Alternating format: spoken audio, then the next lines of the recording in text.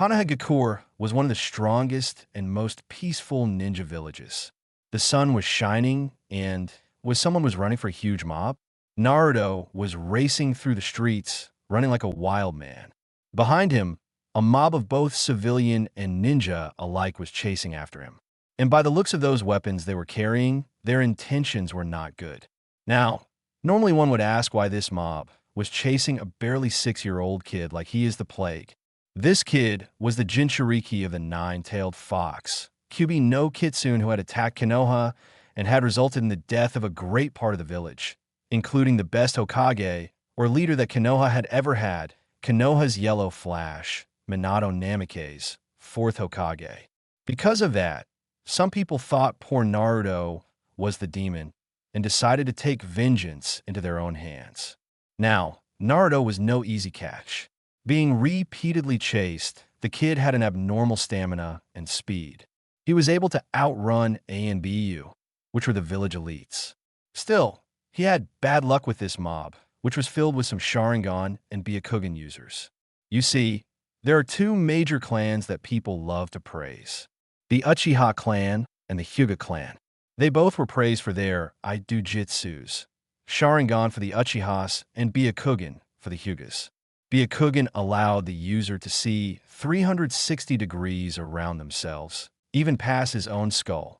It also allowed him to see far with a precision unmatched.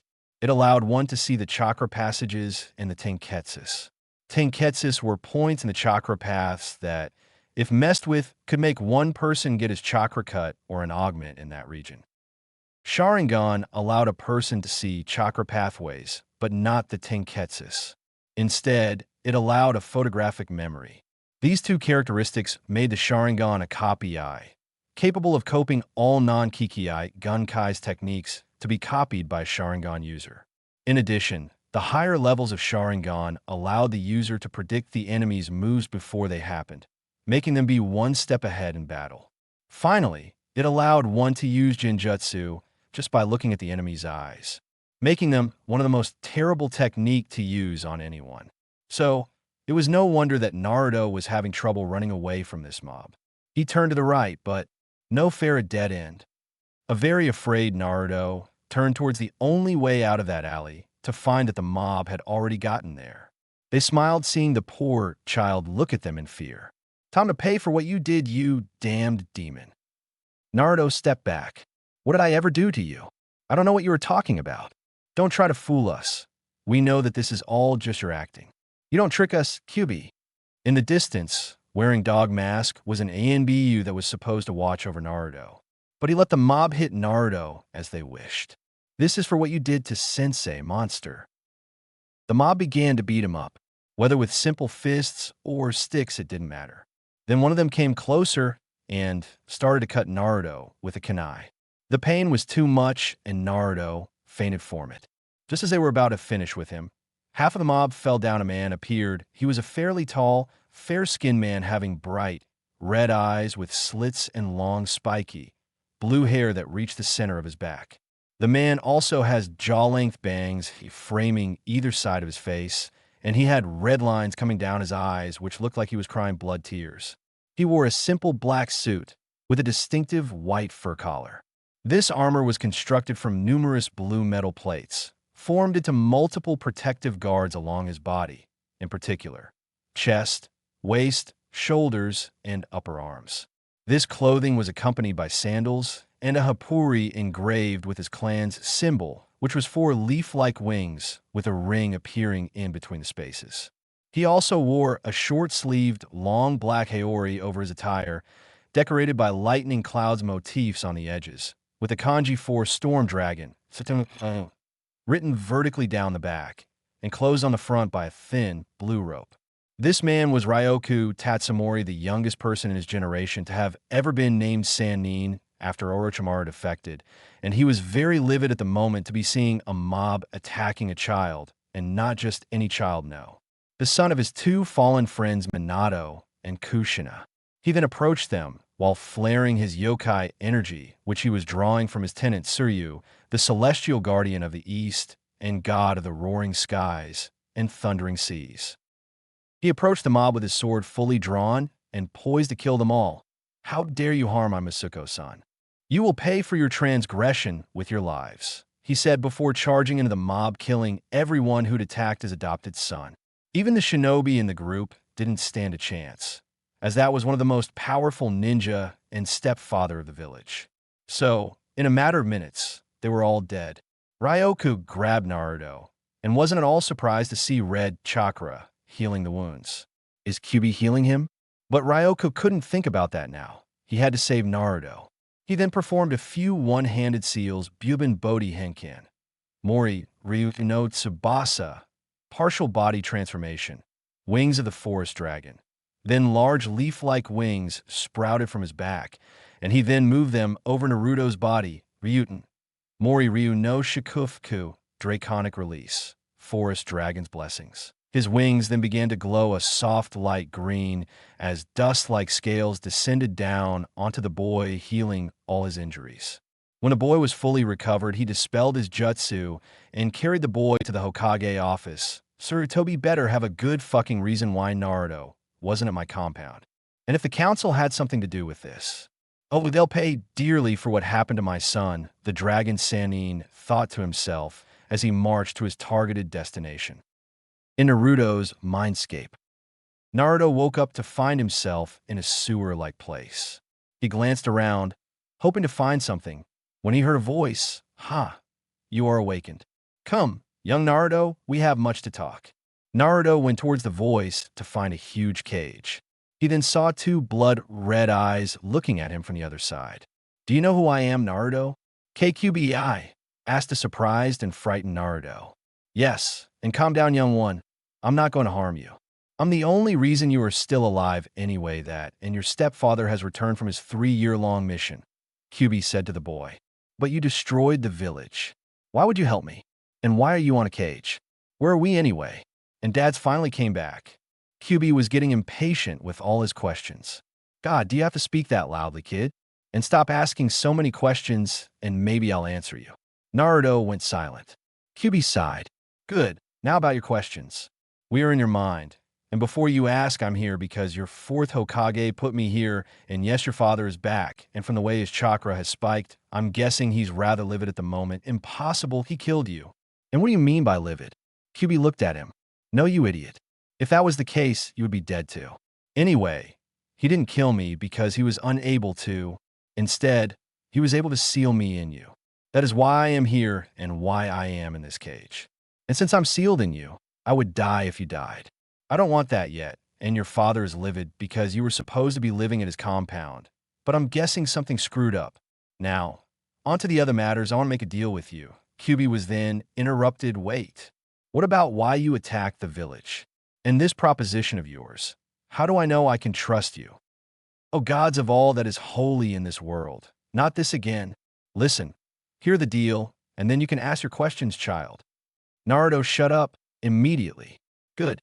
Now the thing is, I don't want a weak host. That would be insulting. So I'm offering my teachings so you can become stronger and a summoning contract of the Fox clan. All I ask is when you are strong enough, you kill a certain someone for me as part of my revenge. Now you can ask questions." Naruto thought for a while. "Why do you want me to kill this person? And this seems a lot for me, but little to you, don't you think?" Naruto asked, and the Kyuubi responded, "Those are good questions, kid. Now listen here, by making you stronger, I'm making myself feared. So that is a win-win situation for both of us.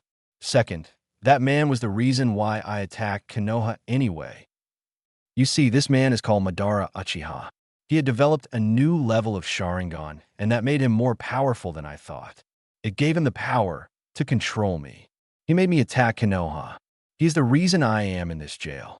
You help me kill him, and I'll be forever in your debt." Naruto thought about it and answered, "Deal, and I ultimately feel sorry for the guy that screwed me over because Tusan father is going to be very mad." Naruto said was a foxy grin. Kyuubi then spooked. "Since you are having the opportunity, I'll have you know that foxes have a more natural affinity with fire and wind, though there are some that dominate the Kitsune arts, a set of magic powers and techniques that are very deadly. Now you have to wake up because we're approaching the Hokage Tower." Kyuubi said with a smirk on its face. In Ryoku's arms as he approached the Hokage office. Ryoku, while holding his adopted son, kicked the door down, startling the Hokage inside from his paperwork.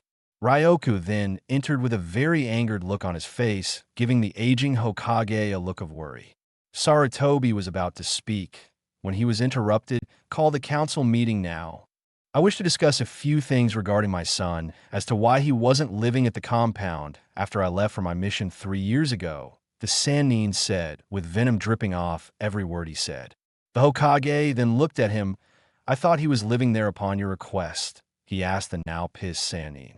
Ryoku then retorted, then explain why I found him beaten to near death when I arrived to Konoha and got word from my dragon summonings that Naruto here has never came to the compound after I picked him up from the orphanage that kicked him out. Care to elaborate, Hokage? He asked, waiting to hear his answer. Sarutobi then, though, as to what happened after he sent the boy and a couple of Umbu to escort the boy to the Tatsumori compound when realization hit him, and he grew furious, and he was leaking killing intent ANBU. As he announced, several members of his personal Umbu appeared from the shadows. Then the female Umbu with a cat mask announced, "What is your wish, Hokage-sama?" she said, trying to ignore the Ki from her Hokage. Sarutobi then turned to his Umbu, "Gather all council members at once. We have a couple of matters I wish to address regarding Naruto and him living at the Tatsumori compound," he said with a tone of Ki that screamed, "I'm going to kill those responsible." The Umbu then vanished in a massive swirl of leaves. Sarutobi then turned to Ryoku and Naruto, who was still in his arms and now fully awake. Naruto then stirred in his father's arms as to tell him that he was awake. Ryoku, after the boy got his attention, then set Naruto down. "Naruto, I'm so sorry for being gone all this time. Tell you what, after my council meeting is over, how's about we go on a training trip?" After asking this, Naruto's eyes lit up to what his father proposed. "You really mean that too, San?" the boy said with a face that screamed kawaii. Ryoku then patted the boy's head. "Yes, Naruto-chan, and when I'm through with you, you'll be strong enough to take on the other 2 Sannin on your own." At hearing this, Naruto passed out while foaming at the mouth, causing everyone in the room, plus Kyuubi and Sairyu, to burst out laughing at the boy's reaction. Ryoku then summoned a small dragon and requested it to take the boy to the compound until he returned to take the boy on the training trip. At the same time, the Hokage sent the Umbu Weasel to accompany the summoning in taking the boy to his new home, that is the Tatsumori compound. After they have gone, Ryoku and Sarutobi left to the council to confront what had transpired. Council room. As the council members began to arrive, most of them were questioning why they were summoned when there wasn't to be a meeting next week. Most of the members had their suspicion as to why they were summoned, but wanted to wait until their Hokage arrived to fill them in on the situation.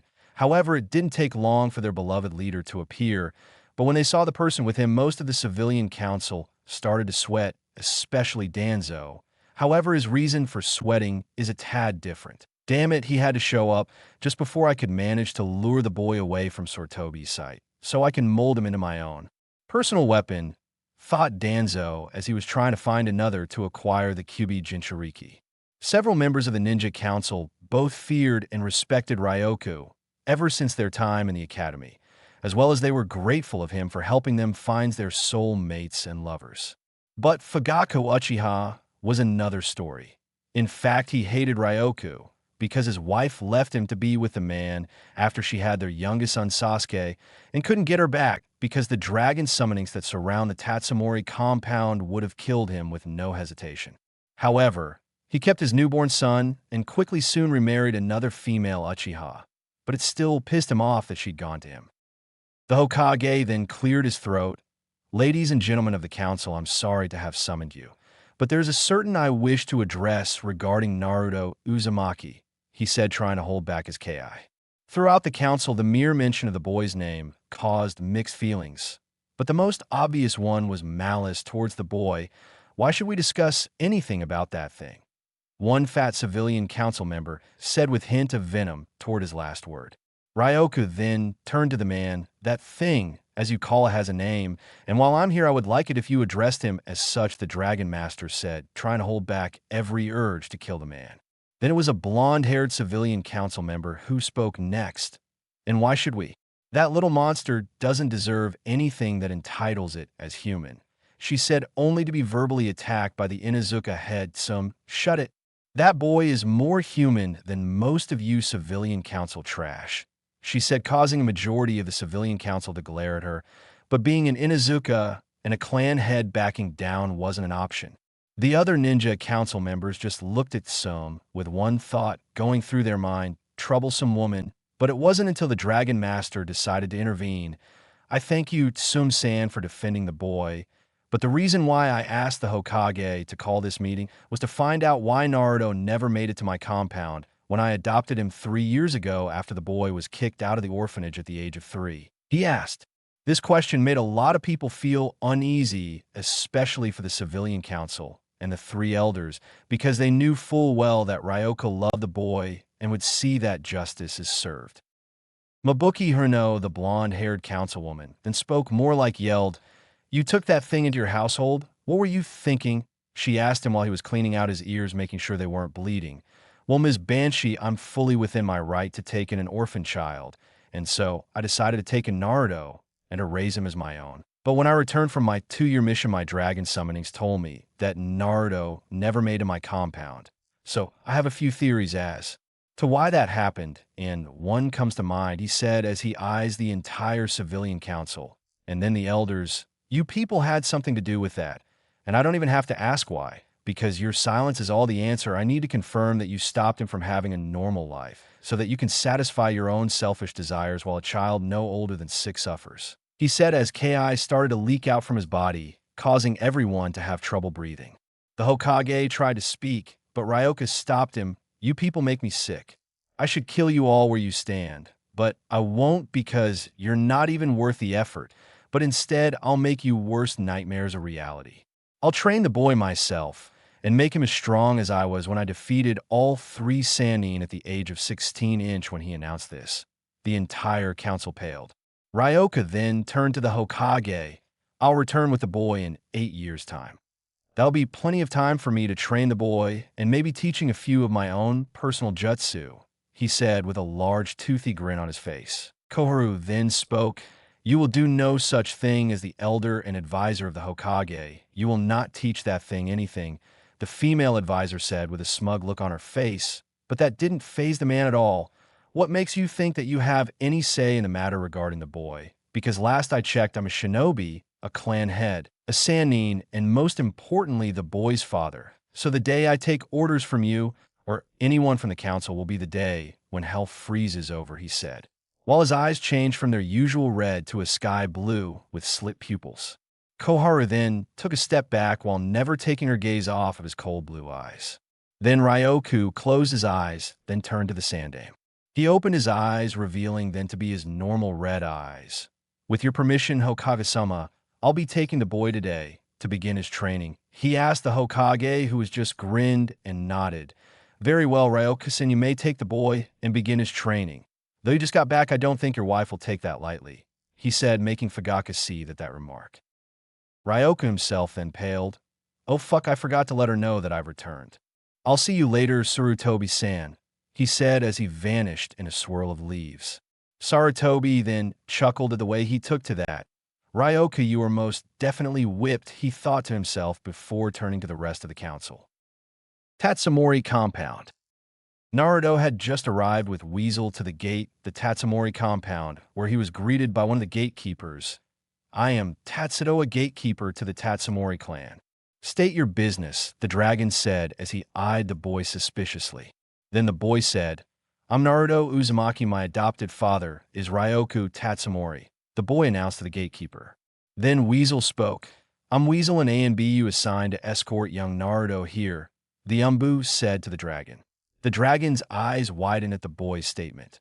"Young Uzumaki Naruto, we have been waiting for your arrival for 3 long years. Please come on, and your adopted mother would love to meet you," the dragon said as he opened the gates to the compound. As Naruto walked in, he stopped and looked at Tatsudo. "Wait, I have an adopted mother," he asked the dragon, who then nodded. Naruto then got tear-eyed and ran into the compound looking for his new mother. As Naruto ran into the compound, Weasel smiled behind his mask. Then, in a flurry of crows, he left with the gatekeeper giving a toothy grin. So that was Mikoto-sama's oldest child and Ryoka's stepson. Would have been nice to see a reunion, but I guess the Umbu life is demanding of his talents as of the moment, Tatsudoa thought as he got back to guarding the compound entrance. Back to Naruto.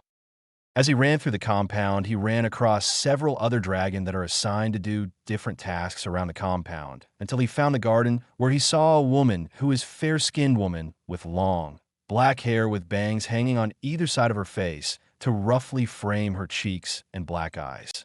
She wears the traditional attire of a miko that consists out of a purple hakama with a symbol of a fan being surrounded by a dragon on the back, a white haori with a sash-like belt, wooden sandals, and a white ribbon to partially hold her hair in place. Naruto slowly approached the woman with caution as to not startle her. The woman then became aware of his presence and turned to meet the boy only for her eyes to widen slightly. This child has her face and his eyes, she thought, as she then fully turned to the boy as he approached her. She then spoke, "I am Mikoto Yu, Tatsumori, and what is your name, young one?" She asked the boy in a soft, inviting tone. Naruto looked at her with a shy look to his face. "My name is Naruto." "Naruto Uzumaki," the boy said as he introduced himself, causing Mikoto's eyes to widen. "Uzumaki Naruto, as in Kushina-chan and Minato-san's son." What is he doing here? Mikoto got over her general shock of who the boy is when she realized that he was the boy that Ryoku adopted before he left on his 3-year-long mission. Mikoto then smiled at the boy. "You must be tired, Naruto-chan. Let Mama take care of you," she said as she sat down in size a position so that the boy can rest on her lap, in which the young blonde did and drifted off to dreamland as Mikoto gently caressed his hair and whiskered cheek, humming a soft tone. As she was doing this, she then notices that Naruto was crying as if he had finally found what he had been looking for all his life, and home with a family to come home to. Ryoku, having come back from his council meeting, walked through the compound in search of the young blonde, but his search was halted as he heard his wife sing a soft lullaby. He followed the music and found her in the garden with a sleeping Naruto on her lap as she gently caressed his hair and whiskered face. The scene made the hardened warrior's heart melt because this is what the boy truly needed: the love of a mother and the warmth of a home to come home to, something that the civilian council, village elders, and Fugako deliberately deprived the boy from having. Mikoto then looked up and saw her husband looking at the scene with a soft look to his face that made her smile. After 30 minutes have passed, Ryoku then carried the now sleeping Naruto into a room that was his own.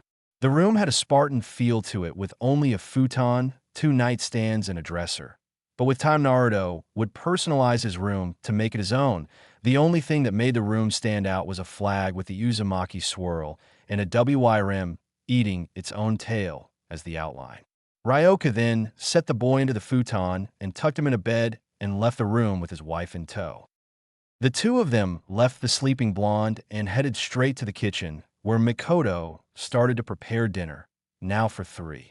As she was preparing dinner, her husband explained to her on what happened when he came back and what the council tried to do to their son and on what he decided to do about it.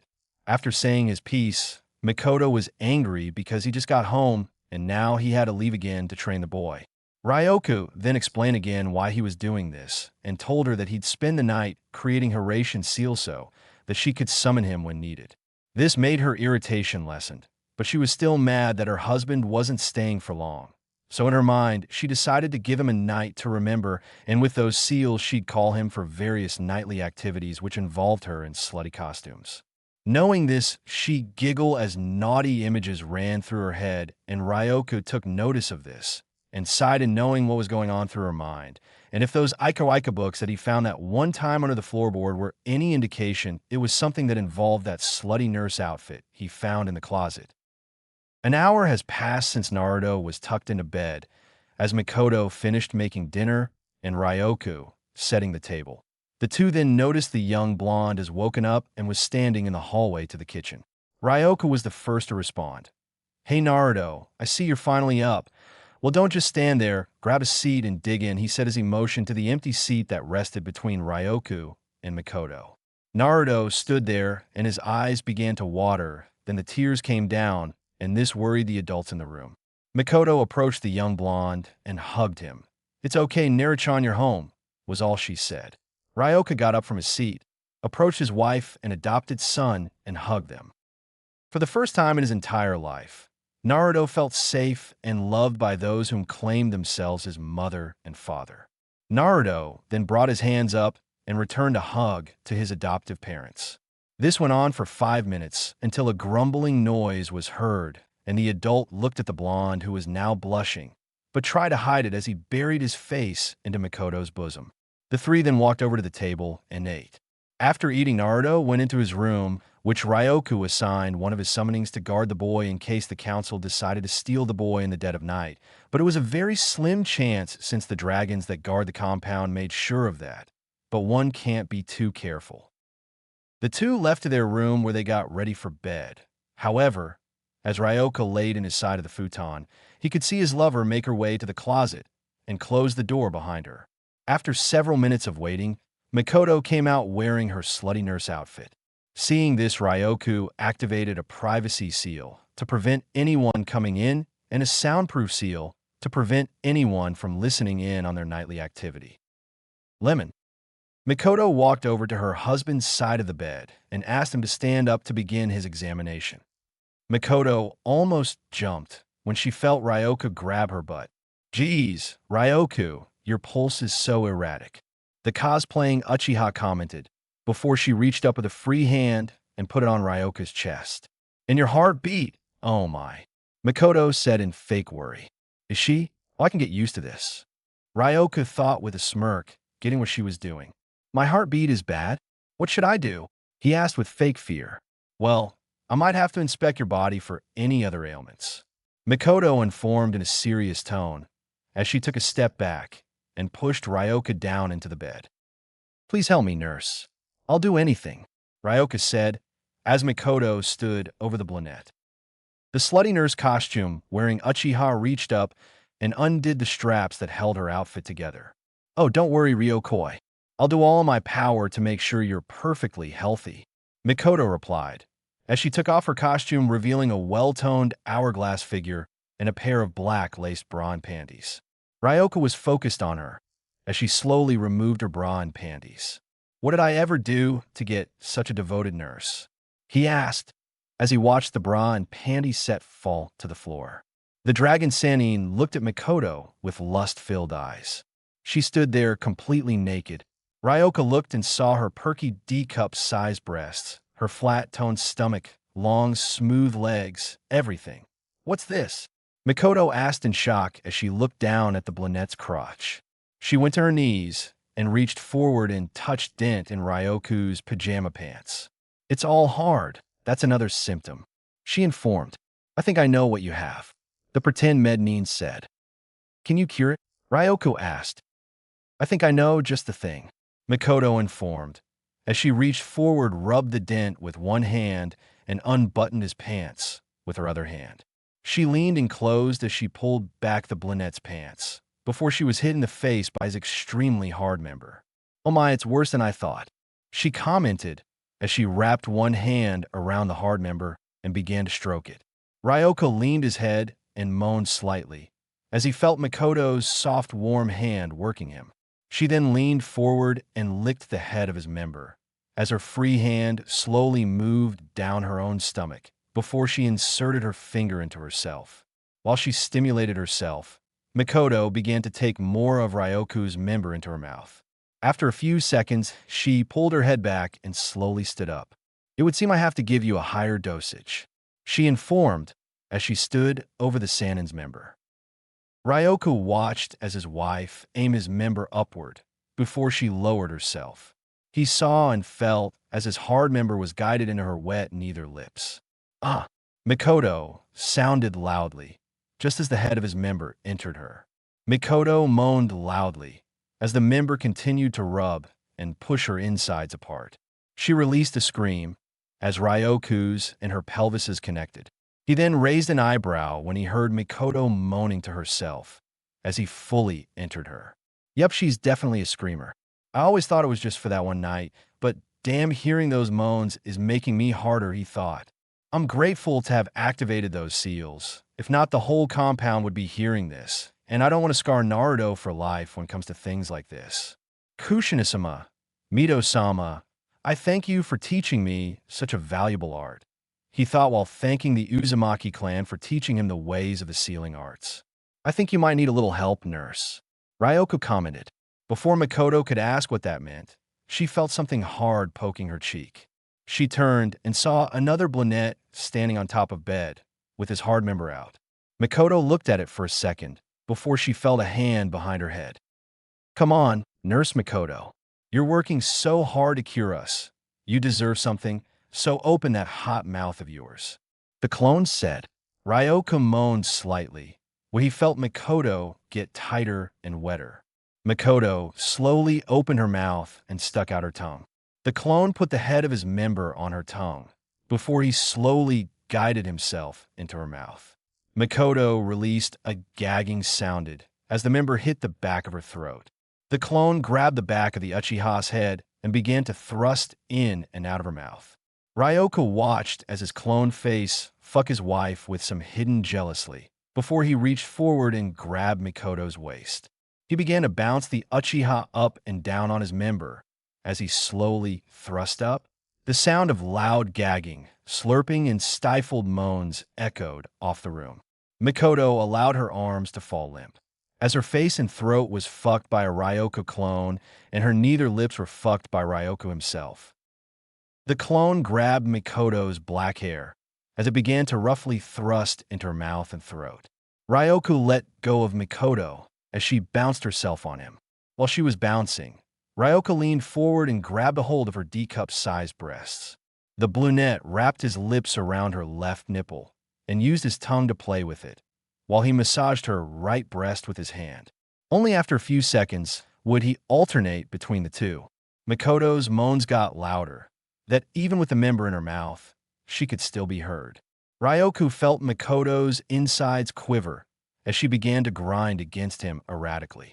She pulled her head back from the clone's hard member as she reared her head back and released a loud moan as she reached her orgasm. Mikoto sat there and panted heavily before her eyes went wide when she felt her husband was still hard in her. Geez, Ryokoi, this is worse than I thought, she informed as she slowly pulled herself off of his member. I guess I have to administer the ultimate cure, she stated as she crawled to the foot of the futon and raised her ass into the air. Ryoko then got up on his knees and crawled towards her as he held his member. Mikoto reached back with one hand and spread her ass cheeks as she distanced her legs apart. Ryoko looked down and saw her butthole clench and unclench before he brought the head of his member up to it. Since his member was drenched in her juices and saliva, he thought it would be fine. Mikoto dug her nails into the futon as Ryoko's head pushed itself into her butt. The Uchiha closed her eyes and gritted her teeth as Ryoko pushed himself deeper. Mikoto opened her eyes and saw a clone in front of her, with his hard member coated in her saliva, as another clone appeared underneath her, penetrating her already wet pussy. Mikoto knew what to do before she opened her mouth and relaxed. Just as she did that, the clone thrust his hard member into her mouth and throat, to finish as the other clone began to thrust into her pussy. When the Dragon Sannin saw his clone's throat fucking and vaginal fucking Mikoto, he reached down to his wife's waist and in one moment thrust his entire member into her anal cavity. Mikoto released a pain-filled scream, but it was cut off by the members down her throat and deep in her pussy. Mikoto's eyes rolled to the back of her head as she was fucked in tandem, with her throat, her pussy, and ass fucked roughly, and she loved every second of it. The lewd sounds got louder and louder, before the clone held Mikoto's head still as he thrust himself into her throat. Mikoto's nose hit the clone's pelvis, before her face slowly began to turn red. The clones released a sigh of relief as she felt warm seed shoot down her throat and in her pussy before the clones vanished. Mikoto panted and coughed before she started moaning loudly again. Ryoku began to thrust into Makoto's ass with more vigor as he felt himself approaching. "And Makoto, I'm coming," he said. "Ah, ah, ah, don't stop," she loudly moaned. Ryoku pulled back slightly and grabbed onto one of Makoto's legs before he flipped her over on her back. Makoto's back rested on the bed as she watched Ryoku thrust into her. The brunette thrust roughly and quickly into Makoto. The two released loud moans as Ryoku came inside of Makoto. The Uchiha leaned her head back and released a sigh as she felt warm liquid shoot into her lower bowels.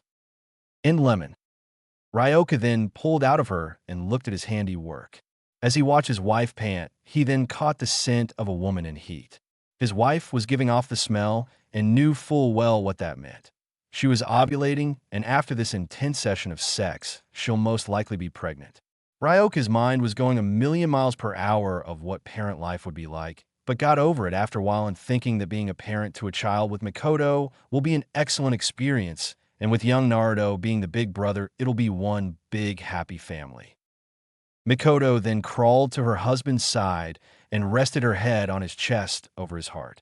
She snuggled closer to fully embrace the man that took her in when she was kicked out of her clan by her ex-husband, when she spoke out just weeks after giving birth to Sasuke, who unfortunately was already in the clutches of Fugaku and was already molding him into the prefect Mimimi, and where he failed with Itachi Uchiha, he succeeded with the young Uchiha heir.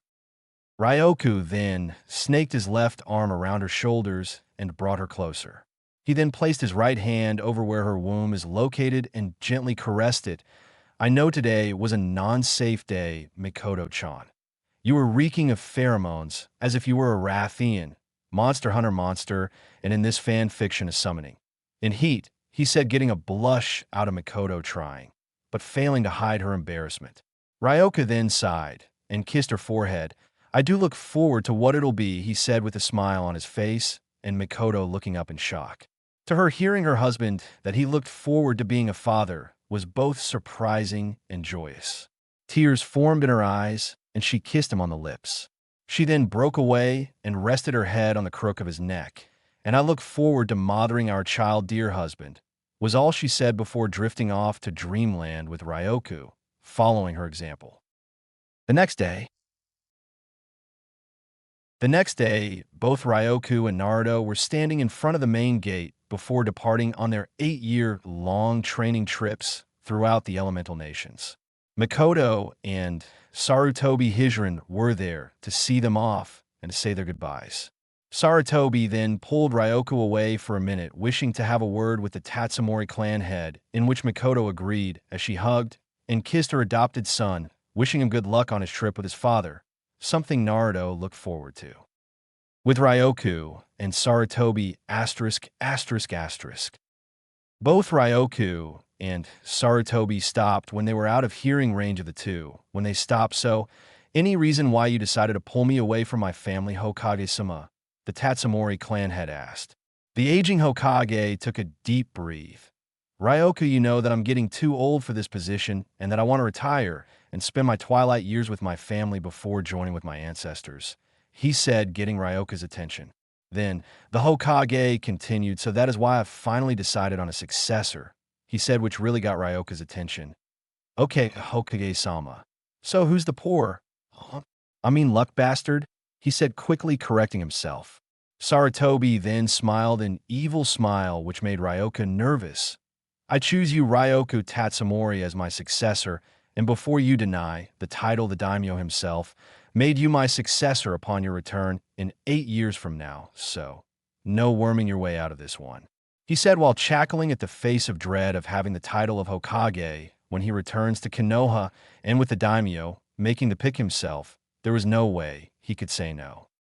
Swallowing his bile and steadied his nerves, he managed to not only calm himself down, but also managed to stop himself from killing the old man outright. "Very well, Sarutobi, I'll take the title of Hokage, but know this, and know this well, Hokage-sama. Once I take the title, there will be major changes starting with the civilian council and the elders who've stayed in power for far too long," he stated, getting a nod from the current Hokage.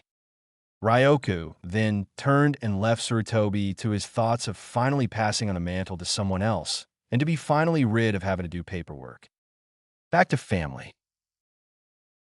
Upon his return, Ryoku explained to his family of how, when he returns to Konoha, that he'll be named Godame Hokage of Kanehagakure no Sato. This news got different reactions, all from Naruto and irritation from Mikoto, both of which were completely understandable. So he told his wife to abuse the Hiraishin seals whenever she could so that they could have their alone time, something that Mikoto looked forward to doing. Mikoto then kissed her husband and son one last time, before the two turned and left the village, never to return until their time was up, and by then the two will turn the village of Konoha onto its head, something Ryoku and Naruto looked forward to do. Chapter 2, Part 1. The Return. 8 years later. It had been 8 years since the departure of the Dragon Sannin and his protege, the Kyuubi Jinchuriki. Within those 8 years, the citizens of Konoha dreaded the day they would return. However, the same couldn't be said for the Sandaime Hokage, who in fact looked forward to their return, especially for Ryoku. To return for Sarutobi had chosen him to take his place as the Godame Hokage upon his return. Something that Hiruzen Sarutobi was looking forward to, because he can now finally retire and not have to do paperwork ever again. Finally, finishing with the last stack of paperwork, the old man opened his drawer, took out his pipe, stuffed some of his favorite tobacco, then lighted the tobacco in his pipe, and took a puff. He then pulled out an all too familiar orange book and gave a perverted giggle. "Hitomi, you naughty girl," he said as his secretary walked in with a new stack of paper for him to sign. Upon seeing this, he dropped his book and his pipe fell from his mouth. When a stack of paper was plopped onto his desk, the aging warrior finally snapped, random style, flipped the table in Ojutsu. He yelled in a fit of rage as he literally flipped his own desk, causing all the both signed and unsigned documents to land all over the room. This scene caused the four hidden Umbu to sweat drop, the secretary to look at the Hokage with an embarrassed look, and the Sandaime to look at the room and cry anime tears, "Please, Ryoku, come back so that I may retire in peace," the old warrior yelled as he pleaded for his successor to return. Meanwhile, several miles from the village gates, a hooded figure sneezed, catching the attention of the other three hooded figures. "Is something the matter, sensei?" The white hooded figure asked, getting a concerned look from the yellow and orange hooded figures. The blue hooded figure looked at the other three. "I'm fine, Fuchan. I believe the old monkey of Konoha is cursing me for leaving for so long. I can easily imagine the amount of paperwork he's had to do for the past 8 years. The absolute moment I stepped out of Konoha," the blue hooded figure said as he removed his hood, revealing his face. Ryoku's face showed every little change, only that he developed cresses similar to Itachi, and his hair had grown out, now reaching his lower back, and his bangs are now at shoulder length. He then turned to his students. "I believe it's time to reveal ourselves to the people of Konoha, Naruto, Gaara, and Fu," he said as they removed their hoods, revealing their faces to their sensei. The first was a boy about 13 years old. He had messy red hair, teal eyes that were surrounded by black rings, signifying the lack of sleep. Over his left eye was the kanji for love etched into his forehead, and on his back was a gourd that appeared to be made of sand. The second was a girl who appeared to be 15 years of age. She has short mossy green hair and orange eyes. She has a dark tan complexion to her skin. She carries a long white cylindrical tube on her back. The final was a boy exactly 14 years old. He had spiky blonde hair with red streaks at the tips and had jaw-length bangs framing either side of his face. The blonde had a sapphire eye, while the other eye was covered by a black eye patch. He also has 6 whisker marks on his face, 3 on each side. On his back, he carried a large sword that was wrapped in white bandages and a yellow hilt that led to a tiny skull. These 3 were Gaara no Sabaku, Fu Nanabai, and Naruto Uzumaki Namikaze, the official students of the Dragon Sannin, Ryoku Tatsumori, and the soon-to-be Neo Sannin of Kanehagakure no Sato. Chapter 2, Part 2. The Return. Kotetsu Hagane and Izumo Kamizuki, 2 chunin of Konoha, were charged with gate duty. Again, the two were playing a game of shogi while drinking tea and eating dango. Kotetsu yawned, catching Izumo's attention away from the board. Izumo-san explained to me how we got gate duty again. He asked his friend as he picked up a dango stick and ate it. Izumo then sighed and looked at Kotetsu. I think it may have something to do with nothing ever happening here and all the other assignments on a first-come, first-served basis. So everything got picked except for this, he said as he turned his attention back to the game as he studied his next move. Kotetsu looked off into the distance, wishing that something would happen, and Kami, being the ever-loving deity that she was, decided to grant him his wish. Kotetsu looked off through the open gate and noticed 4 figures heading this way. He nudged his friend, getting his attention and pointing him to the group that just passed the gates. They immediately recognized the blonde and the brunette, but the other 2 they didn't, so they assumed that the other 2 might be Ryoka-sama's other students from what Hiruzen has told them about. Kotetsu grinned. Well, I guess that things are finally going to pick up around here, he asked, getting a nod from Izumo, agreeing with his friend wholeheartedly.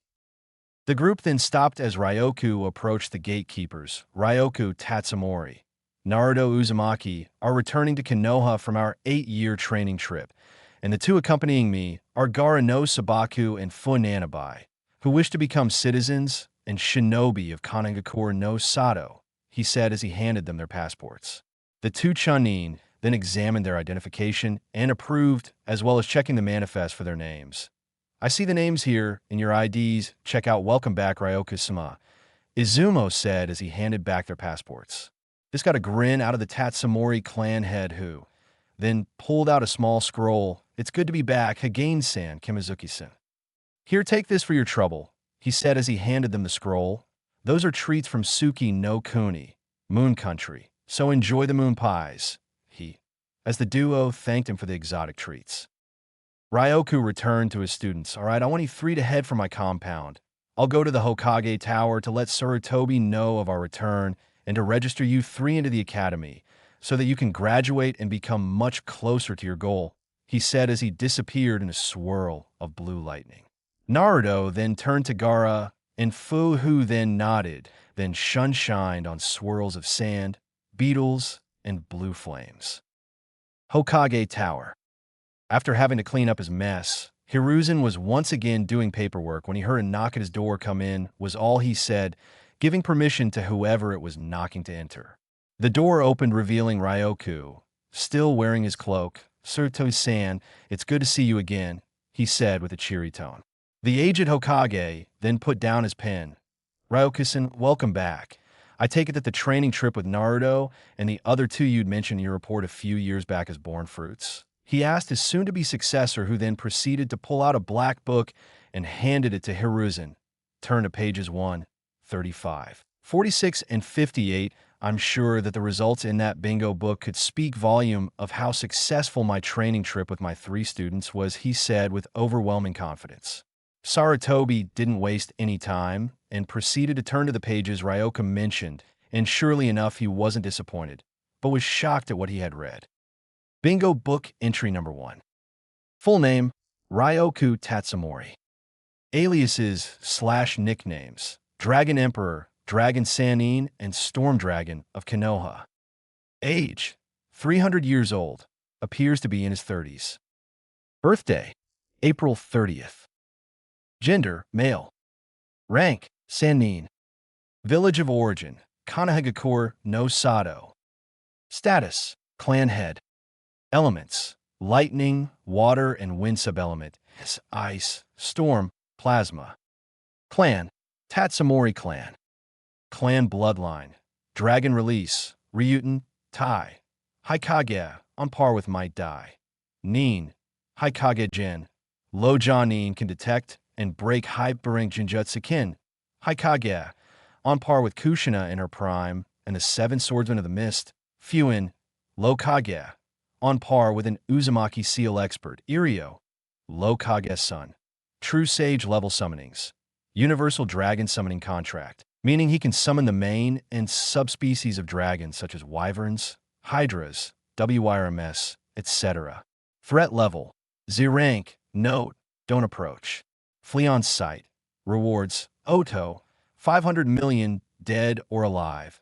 IWA, 100 million, alive, /0, dead, Suna, 350 million, dead or alive. Bingo book entry number 35. Full name, Naruto Uzumaki Namikaze Tatsumori. Aliases / nicknames. The second coming of the Yellow Flash / Fox Mage. Age, 14. Birthday, October 10th. Gender, male. Honk, En-wa. Village of origin, Kanahagakure no Sato. Status, clan head. Elements, all element subelement, S all subelements.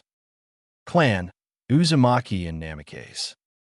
Clan bloodline, Chakra chains and Rinnegan Tai. Kage on par with Might Guy. Nin, Haikage Jin.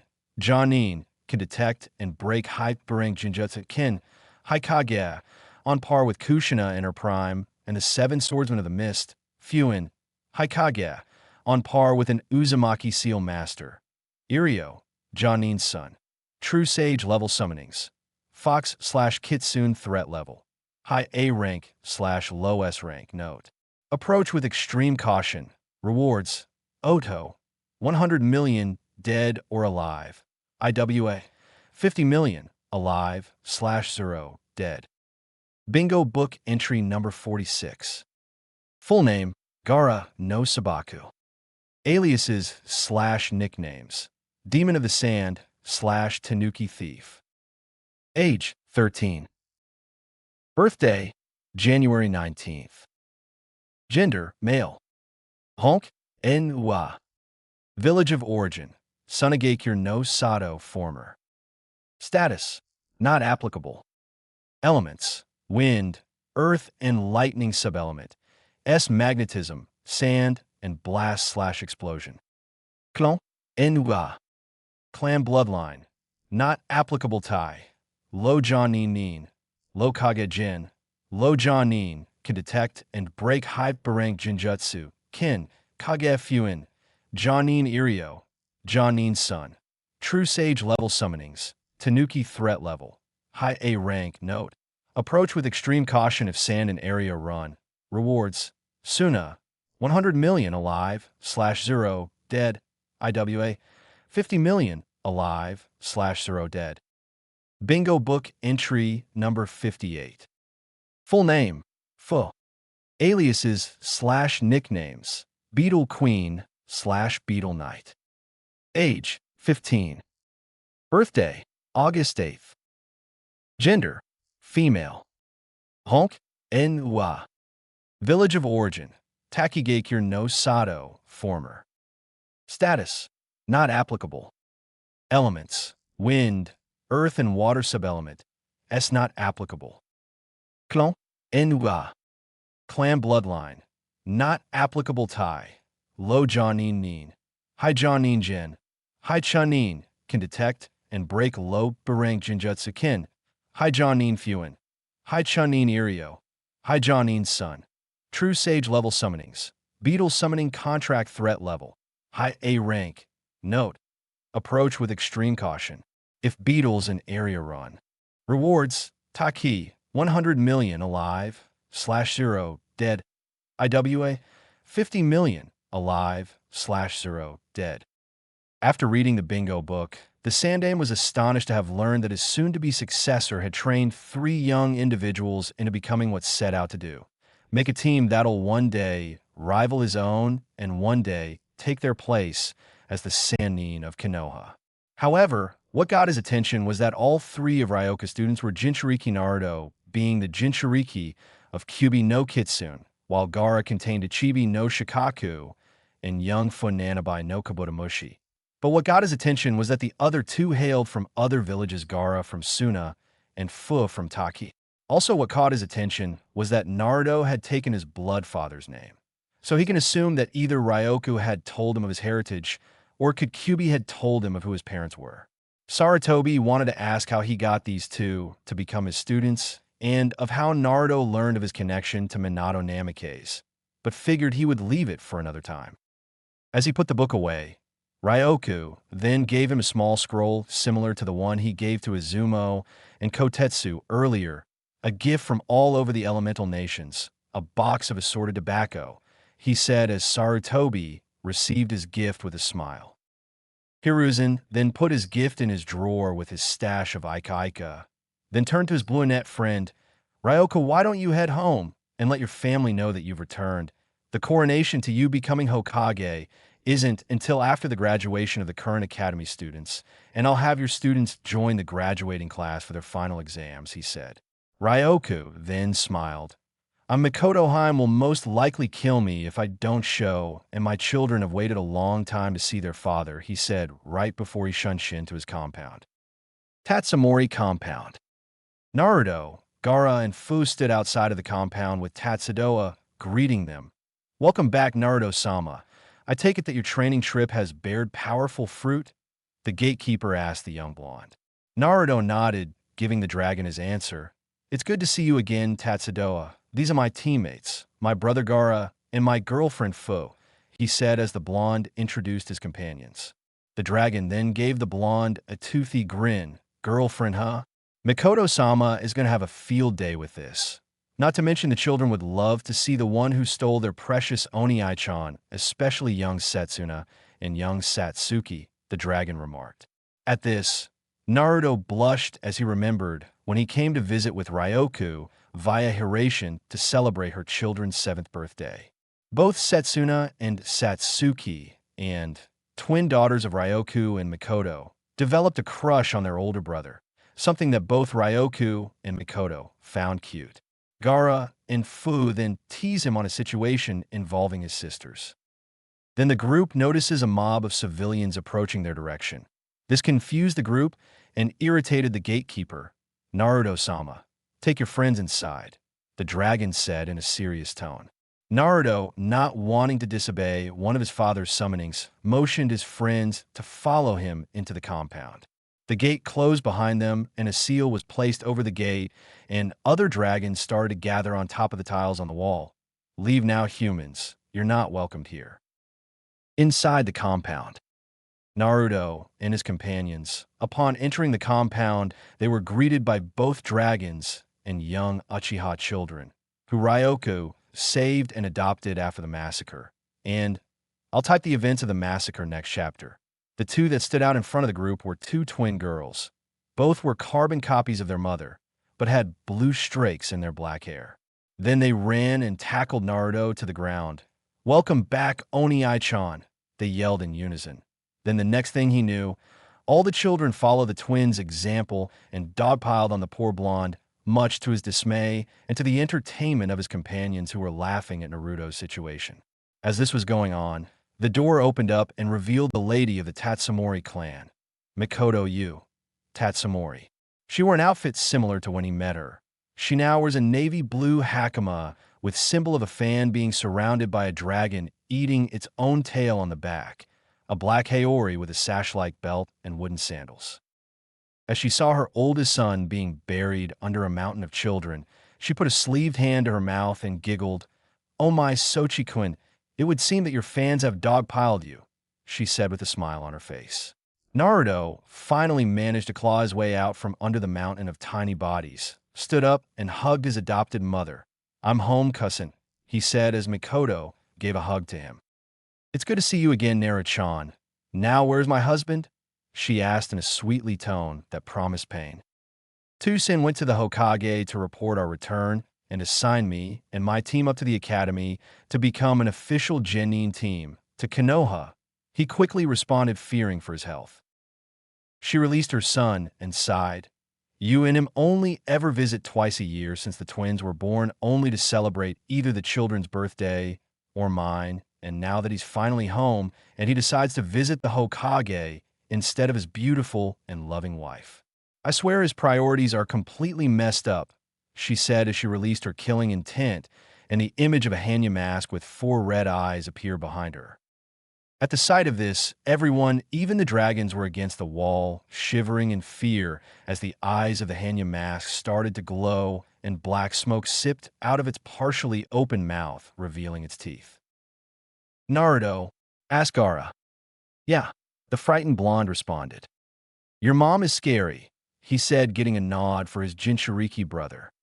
Meanwhile, outside the compound, Ryoka was standing outside the compound looking at the unconscious bodies of various civilians, shinobi, and the remains of Umbu with blank masks with the kanji for on the masks, which made the Tatsumori's expression scowl further.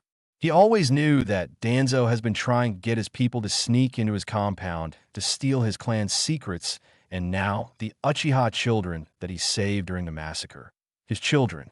He made it a mental note to kill him and the civilian council who have been meddling in shinobi affairs ever since they came into power during the Second Great Shinobi War.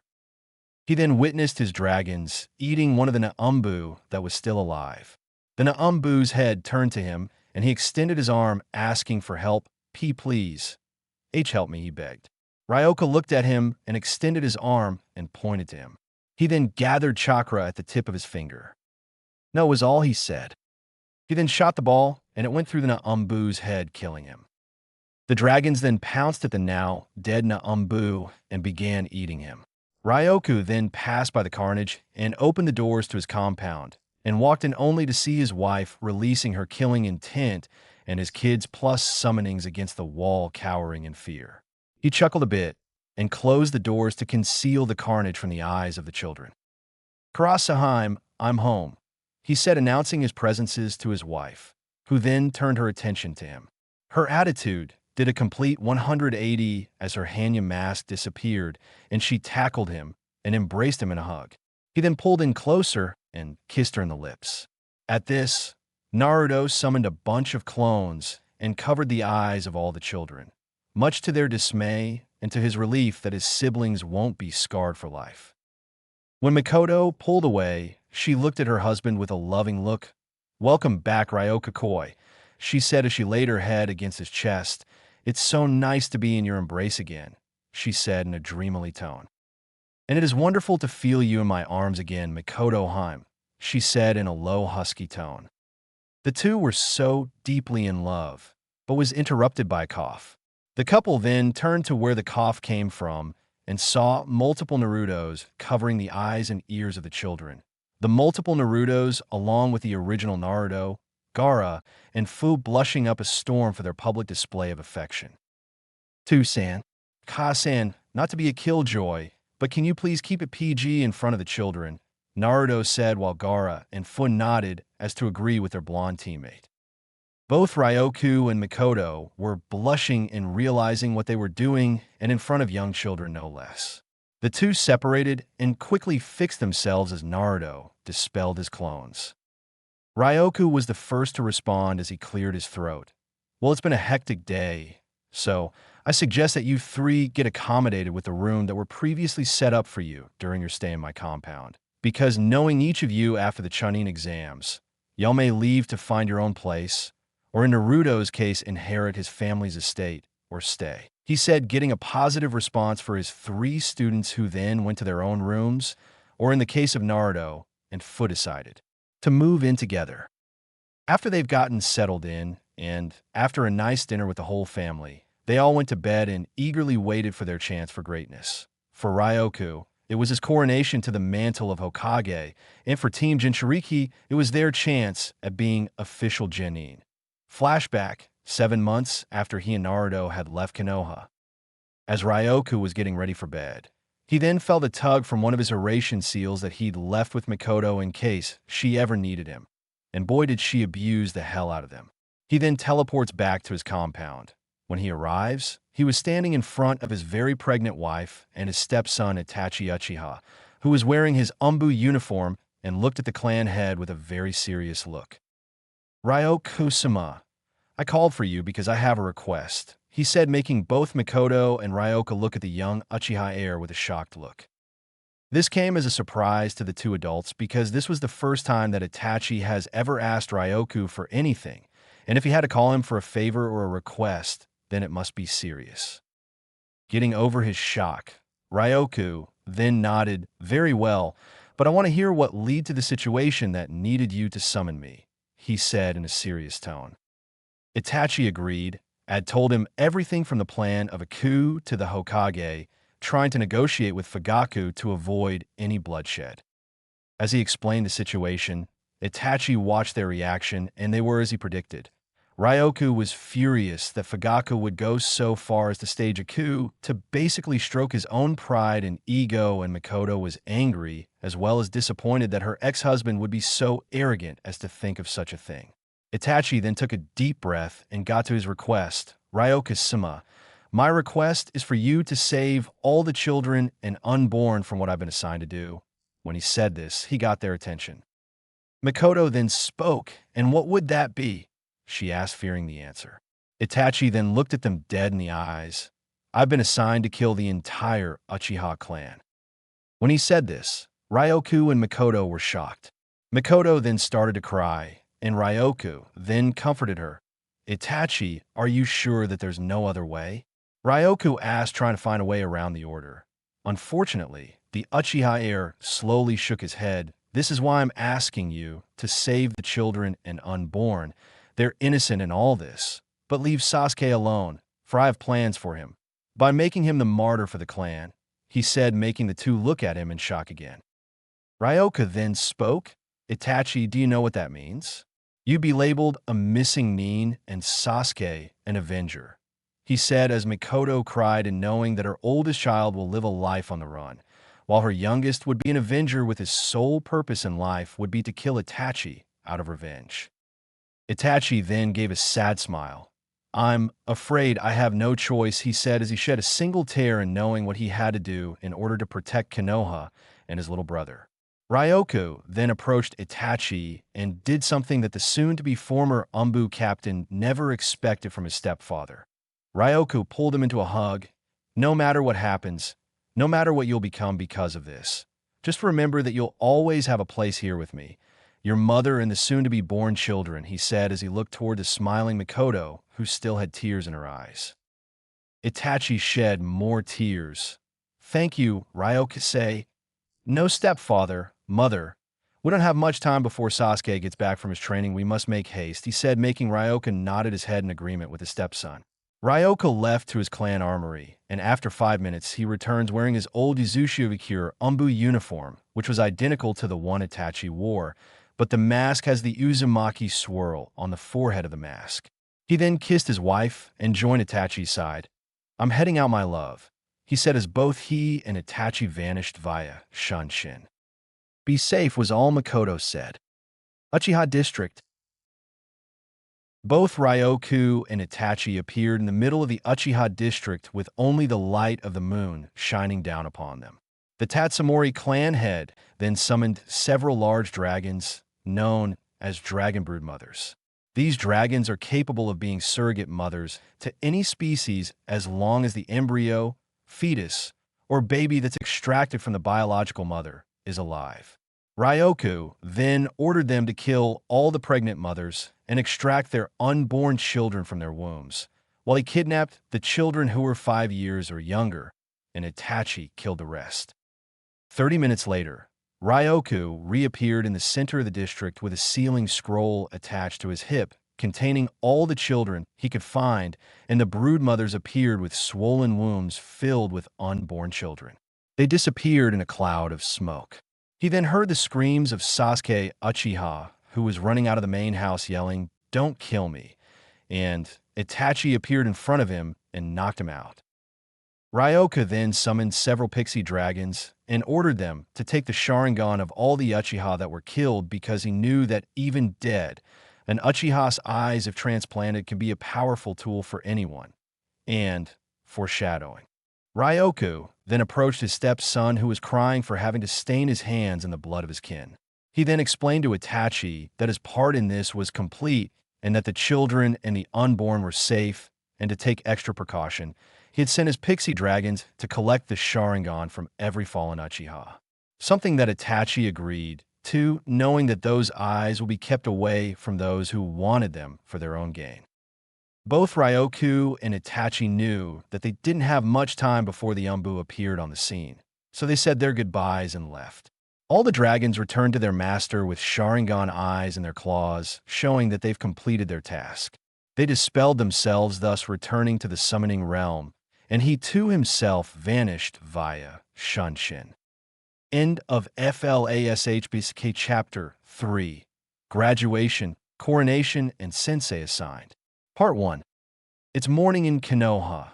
The sun was shining in the blue skies above. The birds were singing as they flew over the village, and everyone was getting ready to start the day, especially for the young academy students, since today was their final exam to become Genin of Kanegakure no Sato.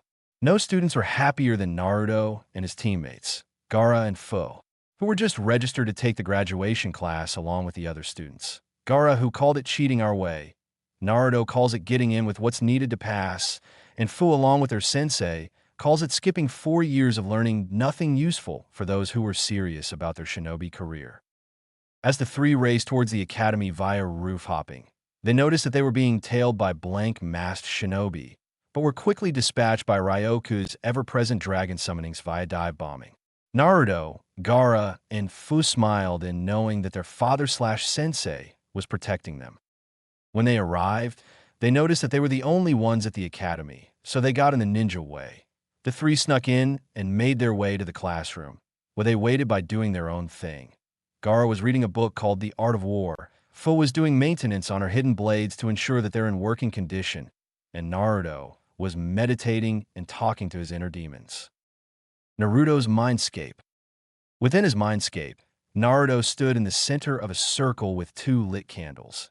And think of when Hagoromo Oitsutsuki said his farewell to the bijou when they were first created. Standing in front of him was a giant wolf with sliver fur with black streaks, 10 long and slender tails, and 3 eyes, with the third being in the center of its forehead. This is the mighty Kyuubi no Ukami, but she likes the name Katsumi. But one must ask how Naruto possessed the 10-tailed, when Hagoromo split the beast into 9 different entities and were scattered only for 8 of the 9 bijou to be pawned off by Hashirama to bring peace throughout the elemental nations. While during their travels, Ryoku had developed a seal in which he could steal a bijou without killing the Jinchuriki, but said Jinchuriki would still possess some of the bijou's power, as well as any physical traits that they acquired when they became Jinchuriki. Both Gaara and Fu gave half of their bijou to Naruto willingly. Han and Rashi of Wadakure no Sato were unfortunately killed, since like all of IWA, they too held a grudge against the Yondaime Hokage. So when they saw Naruto, they attacked him, and Ryoku killed them and transferred the bijou into Naruto. Yagura, the Yondaime Mizukage of Kirigakure no Sato, was another unfortunate death. But since the brat was responsible to starting the bloodline purge, surprisingly Naruto killed him almost immediately, and thus helping the rebels gain victory and naming Mei Terumi the Go-Dame Mizukage. She tried to get with Ryoku, but turned her down, saying that he had a wife and children on the way, so he had set up a marriage contract between her and Naruto, much to Fu's ire.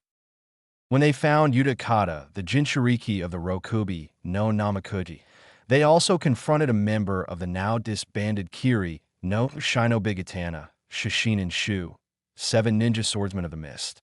The individual who they found had a distinctive shark-like appearance, complete with pale blue-gray skin. He also has small, round, white eyes, gill-like facial markings under his eyes, and actual gills on his shoulders, and sharp triangular teeth, much like the other members of the 7 swordsmen of the mist. He also styled his blue hair in the form of a shark fin. He sported the standard outfit of the village, complete with a flak jacket and a slashed forehead protector. In his hands was a large sword wrapped in bandages and yellow hilt, and at the base of which is a small skull. The man was called Kisame Hashigaki, the man who killed the former leader of the 7 swordsmen and for leaking information to enemy villages. Now, he was wearing a black cloak with red clouds, and he stated that he was hunting those that housed beings of great power, which pretty much translated to the Jinchuriki, and that didn't sit too well for the group.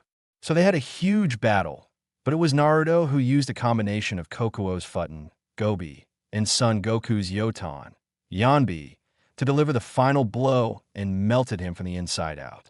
After defeating the Rouge Ninja, Naruto picked up the bandaged sword and the blade bonded with him, thus making him Samahata's next wielder. After the whole ordeal, Utakata heatedly offered to surrender the Rokubi to Naruto since he wanted to live out his days in peace. So Ryoku performed the sealing and Utakata was bijou free. Kyuubi was a different ballgame, since they valued their Jinchuriki like they valued those with bloodlines. So, Ryoku had to negotiate with the Raikage, but knew that the man was as stubborn was the current Suchikage. So when they met to negotiate, he offered Naruto's hand in marriage to whomever the Raikage decided upon in a Kekii Genkai, which he called Ryuden or Dragon Release. Upon hearing this, I was baffled as to why would Ryoku give his own bloodline to another village. The Tatsumori responded with that it was gesture of good faith, and that those who were chosen for the procedure would have to learn how to use the ancient bloodline on their own, since in Ryoku's words, the experience varied from each individual. So no two Ryuden users were the same. I agreed. When they met the Jinchuriki, Ryoku and his students wanted to shut up the Hachibi Jinchuriki because that inferno rapping was getting annoying and pitted the bijou. When the transfer commenced, the eight-tailed bolted out of its current host, and in a Naruto, saying that it had had enough of B's failed attempts of rhyming something that the other bijou could sympathize with since their new Jinchuriki was a ramen addict, and had the infamous Uzumaki verbal tick, Gyuki didn't seem to mind as long as Naruto didn't rap. When Naruto met the Nibi Jinchuriki, he was almost jumped by said Jinchuriki when her bijou took over its host upon seeing the blonde.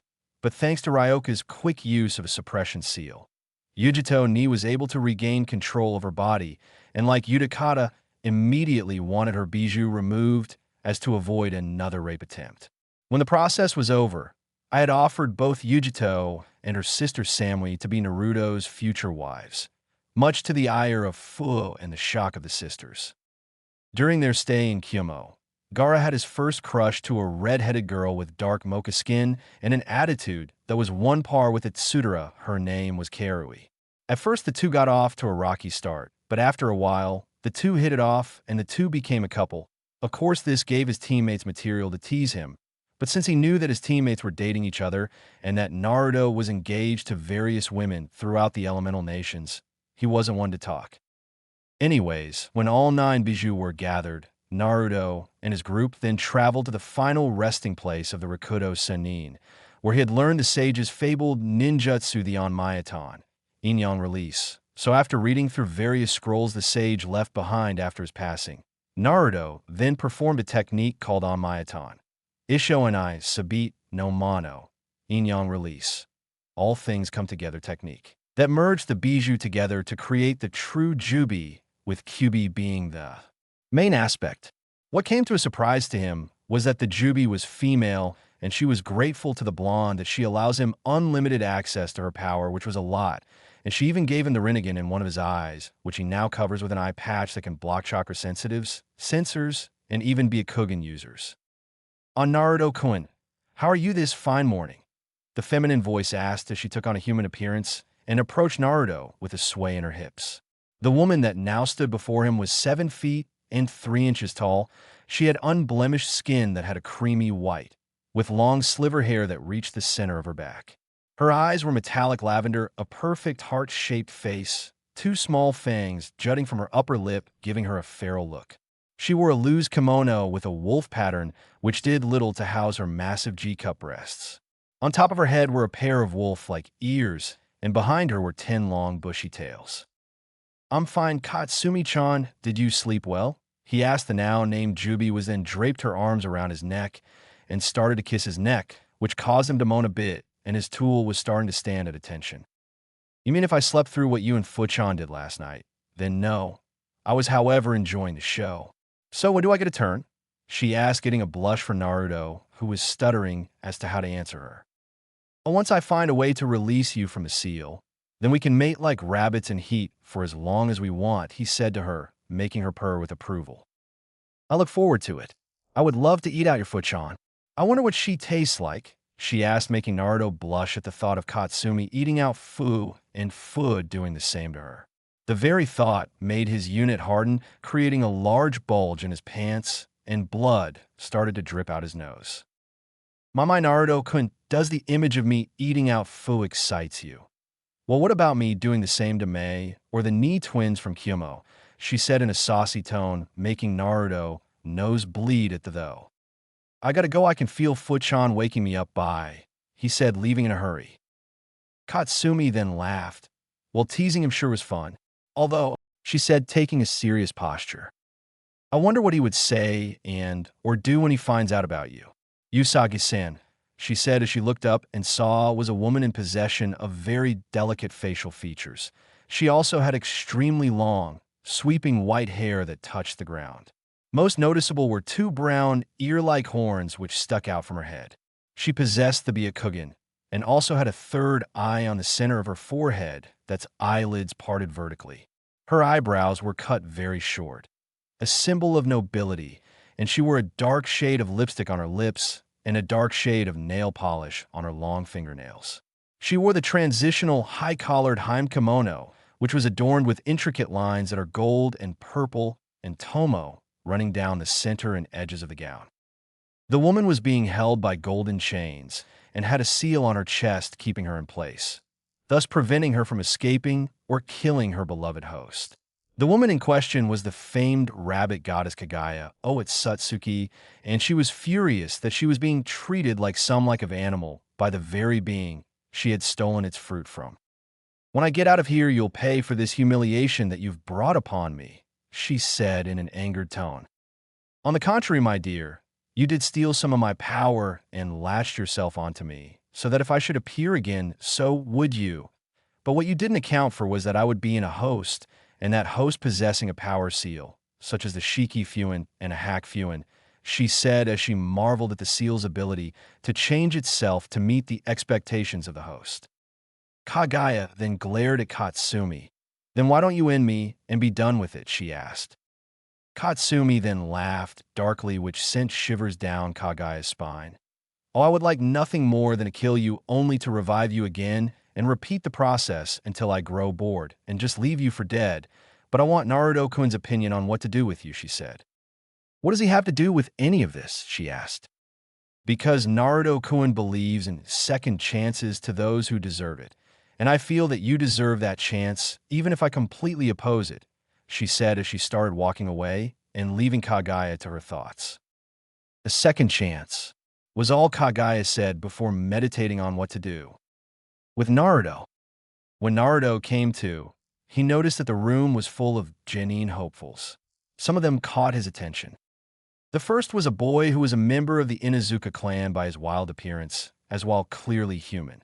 He has several physical traits more akin to animals. Like most of his clan, he has messy brown hair, sharp black eyes with vertical slit-like pupils, pronounced canine teeth, and nails that he can change into claws. He also has the distinctive red fang markings of the Inuzuka clan on his cheeks.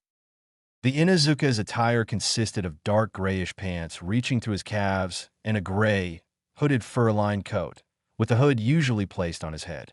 The boy also had a small white dog on his head, another indication that the boy was an Inuzuka. The second student that caught his attention was a boy who wore a light gray jacket. He is a fair-skinned ninja and the tallest student in the class. He has dark, bushy, brown hair and dark, narrow eyes. The boy also wears black round sunglasses. This boy also smelled of bugs much similar to Fu, but the smell was different. From the attire, Naruto could make out was that the boy was a member of the Aburame clan, a clan famous for its usage of insects. The next student was female, and she has dark blue hair, fair skin, and gentle facial features. Her hair was in a short, leveled Haim cut style just above her forehead, with chin-length strands framing her face. She wore a cream-colored hooded jacket with a fire symbol on the upper right and left sleeves and fur around the cuffs and hem with navy blue pants. For what he can see, her eyes were pale white, so from that he can assume that she was from the famed Hyuga clan. The next student was a boy, and he has a shoulder-length black hair tied in a spiky ponytail and narrow brown eyes. Initially, he wore a simple pair of silver hoop earrings given to him by his father as a way to pass on his will to him.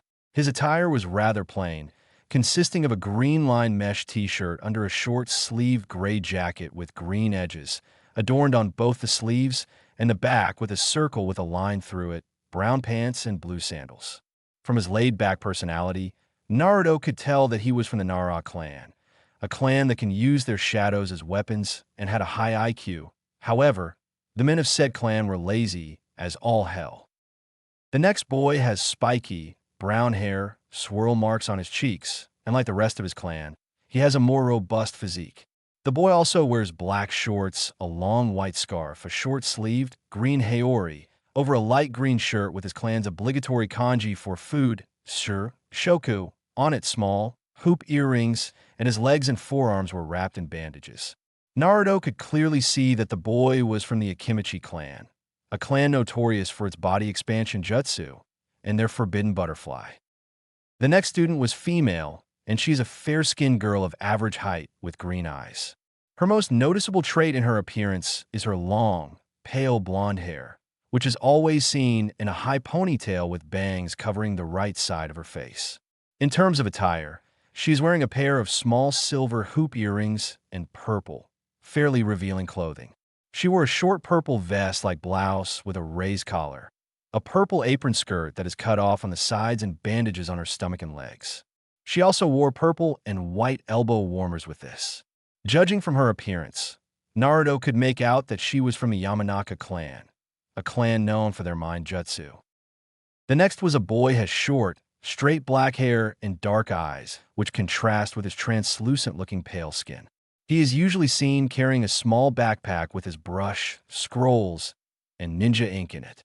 He wears a short black and gray jacket with red straps. He also carries a tipless tanto on his back. The rest of his outfit consisted of a high-collared midriff shirt, black pants, shinobi sandals, and gloves with his index and thumb fingers exposed, most likely to facilitate the use of his drawing-based techniques. The next student was a girl has bright pink hair, large green eyes, and fair skin.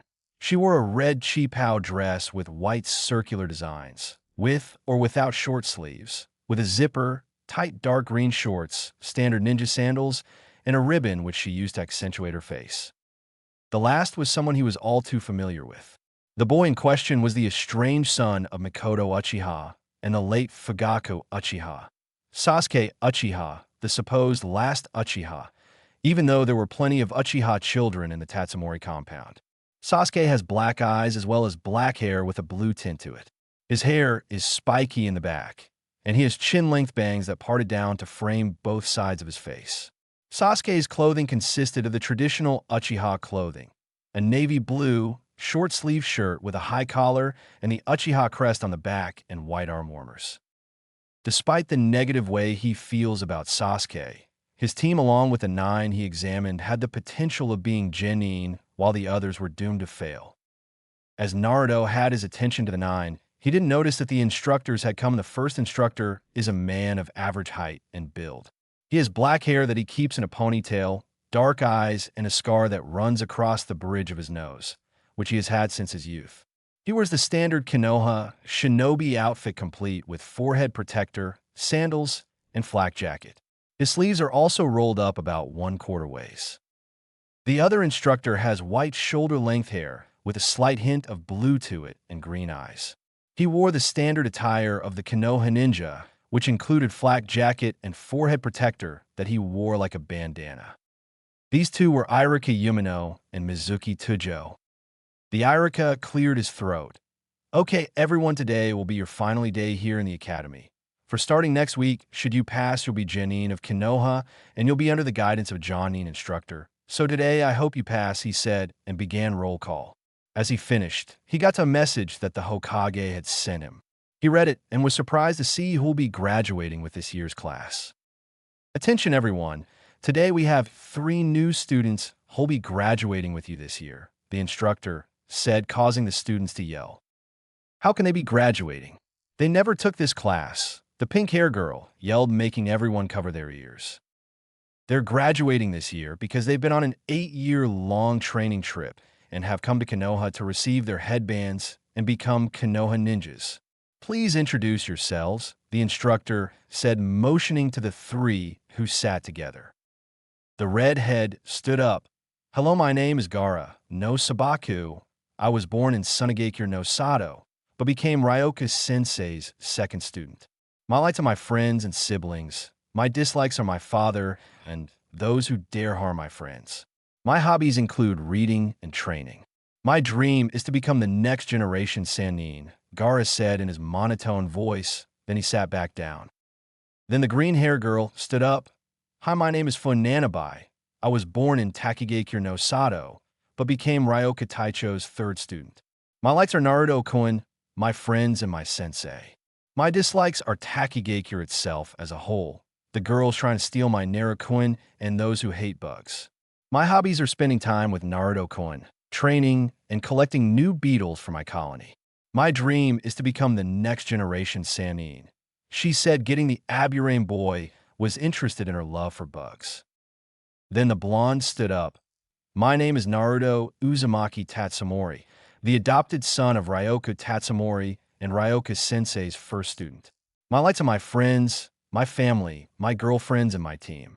My dislikes are the civilian council of this village, the umbu who wears a dog mask, rapists, child killers, pedophiles, and those who badmouth my Tucson, my team, and my family. My hobbies are training, hanging out with my friends and family. My dream is to become the next generation Sannin, he said, causing the Uchiha boy and Mizuki to glare at him. After they all introduced themselves, the blonde-haired girl asked, "Why are your dreams the same?" Naruto then smirked. Because we made it our goal to become something greater than the Kages themselves, Naruto said with a confident smirk. Then Gaara stepped in. Our goal is to one day surpass the current Sannin and become something better than they are, he said. Something better? The Aburame asked.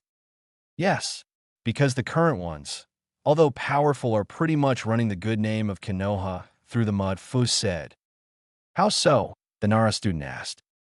First, you have Jiraiya the Toad Sage, although a talented hand in sealing, Toad-based ninjutsu, and is head of Konoha's spy network. He's a super pervert with no shame who writes that smut called Aika Aika. Then you have Tsunade the Slug Princess. She's powerful, and her medical prowess isn't something to laugh about. She's a drunk and has a debt that just keeps piling up, and she has to evade loan sharks and debt collectors.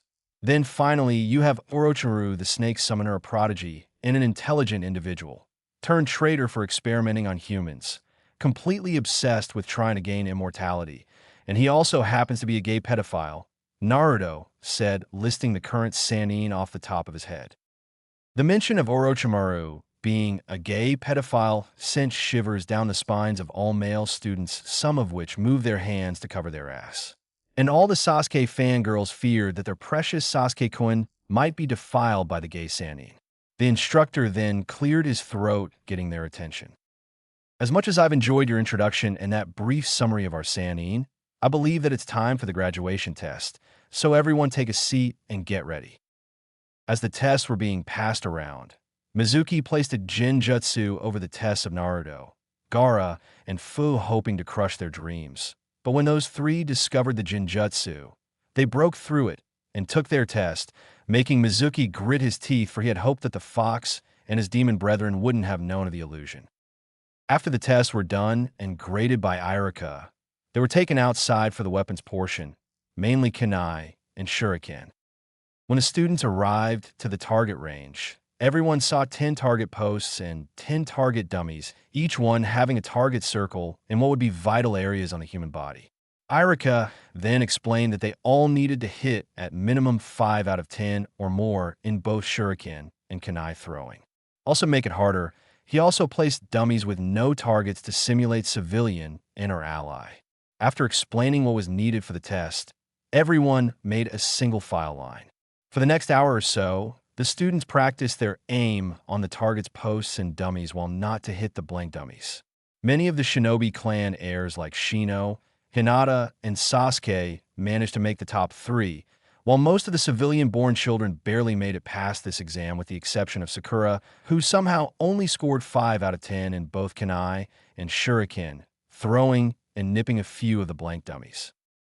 Finally, it was Team Jinchuriki's turn with Gaara starting up.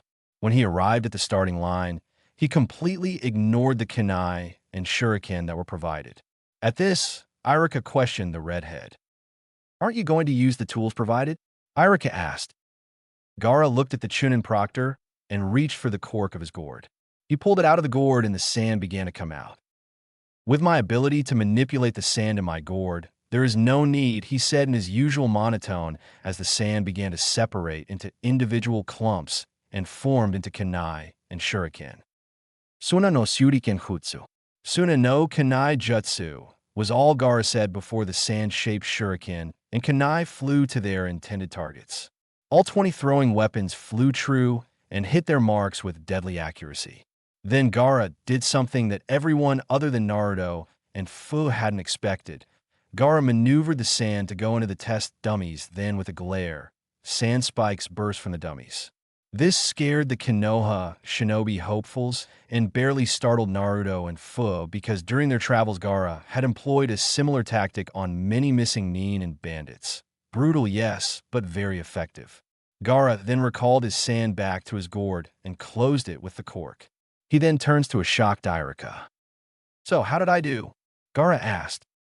Irika snapped out of his stupor and marked down Gaara's score. "Why, you did great, and you've earned extra credit for versatility and masterful elemental shape and manipulation, also for your brutality.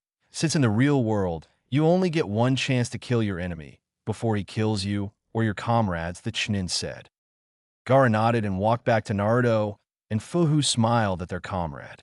As Gaara made his way back, the other students had their own opinion on the redhead. Troublesome, Shikamaru thought, as he knew that the Uchiha would want to pick a fight with the sand user. "That guy looks dangerous. Better make him my ally rather than my enemy," Chuji thought. "I think I found my dream boat. Sorry, Sakura. You can have Emo fag, for I have found something better," Ino thought quickly, getting over her fear.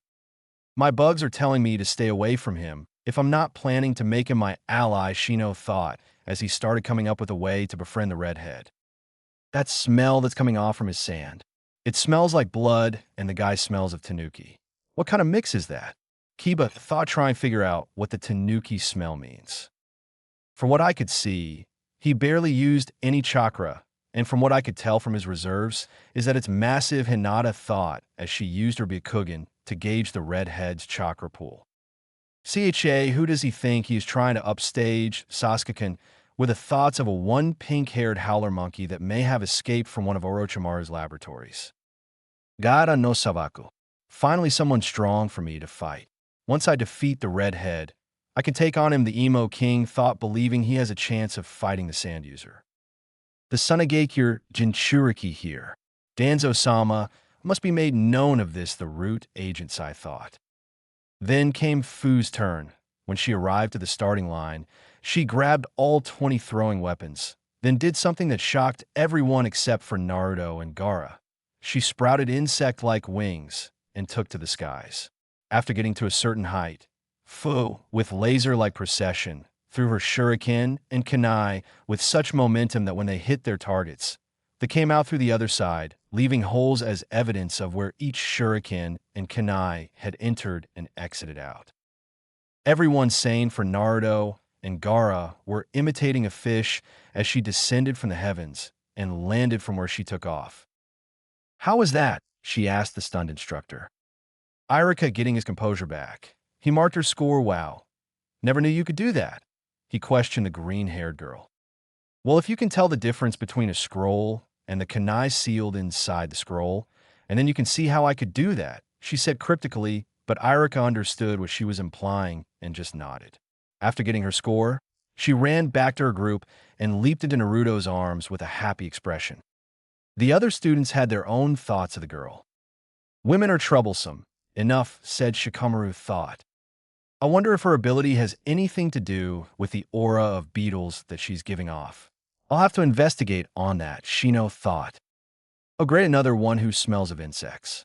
I hope she isn't anything like Shino," Kiba thought as he mentally groans, thinking that the new girl was going to be anything like the ever-stoic Aburame heir.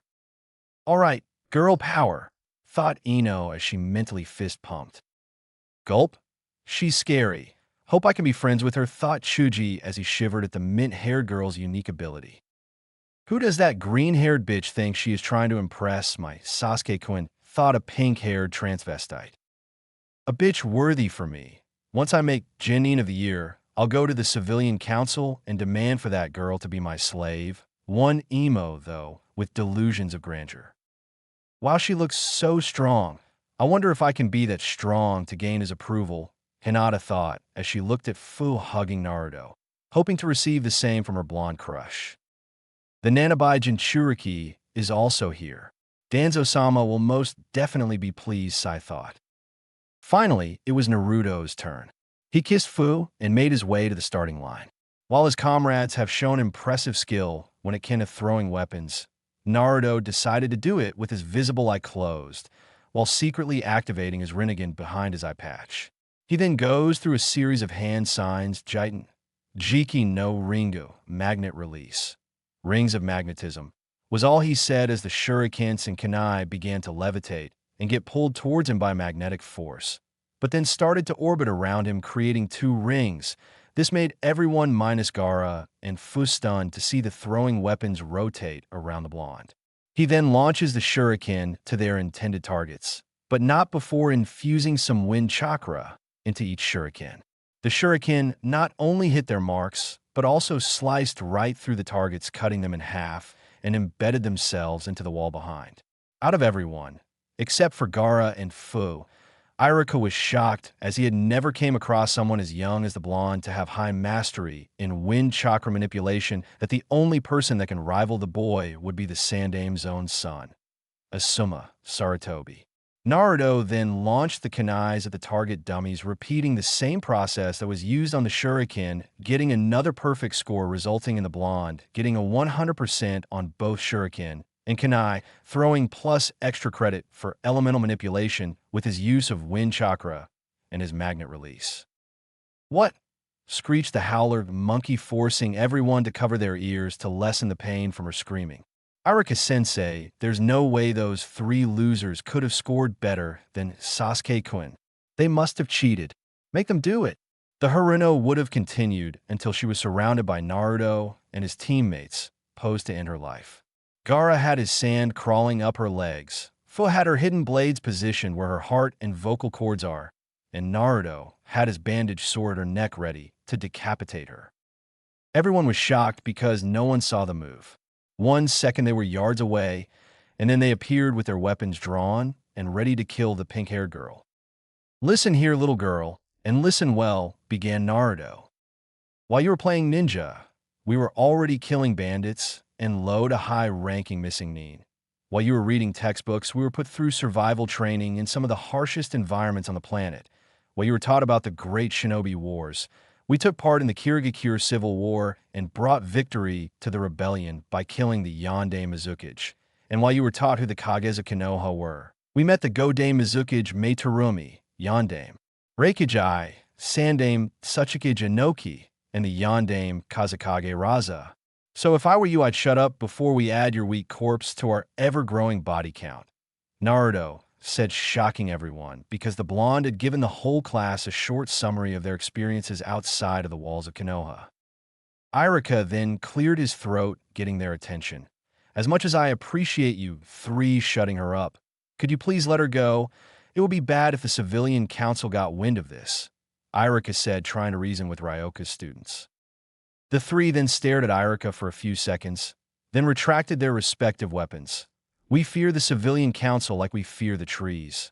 They aren't a threat and can't do a damn thing to us," Naruto said, shooting a glare at the girl, before leaving with his group. The Genin hopefuls had their own thoughts of the blonde. Troublesome blondes, thought Shikamaru, as he knew that given who Naruto is related to, the last Uchiha would challenge him. "I think Uzumaki-san is scarier than the other 2. I really need to become their ally," Chuji thought, because after seeing their performance with the throwing weapons and "shut up Sakura," it terrified him to no end. Wow, someone finally shut up Sakura. Is world coming to an end? The sky is still blue and hell hasn't broken loose, so that actually happened, though Ino, as she looked up at the sky, seeing it clear blue and not hellish red. "My beetles are picking up a strong, but very unusual chakra from him," thought Shino. "What's up with his scent?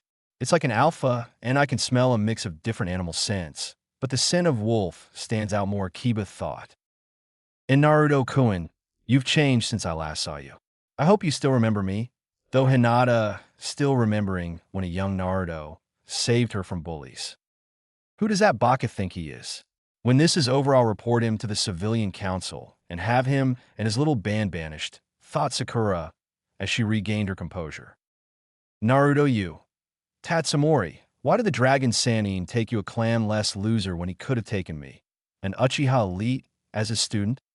When this is over, I'll demand the council to force him to give me everything you have, starting with your green-haired bitch. She'll be useful in reviving my clan, though, a one crazy spoiled Uchiha. 3 Jinchuriki. Danzo-sama will be most pleased to hear that 3 potential weapons are available here, in Konoha, thought Sai. After all was said and done, Irika graded Naruto's test, then moved on to the taijutsu portion of the exam, in which the students had to fight each other in a one-on-one match. Irika explained the rules of the mock battle, and everyone agreed to the rules, and all the students waited their turn. First was the girls' portion, which started with Fu versus Sakura, and it was going to be disappointing to say the least. The head of the Sasuke fan club began screeching nonsense about earning her precious Sasuke-kun's love, while Fu wanted to find the nearest tree and beat her head against it, while thinking how low were the standards of this academy to allow fangirls to become shinobi. She was hoping to fight the Hyuga girl, because at least she would have put up a decent fight. The boys, some of the girl, and the instructor's sweat dropped, but agreed that this was going to be over rather quickly. Naruto then put his hand on Fu's shoulder and whispered in her ear, "Just go with it.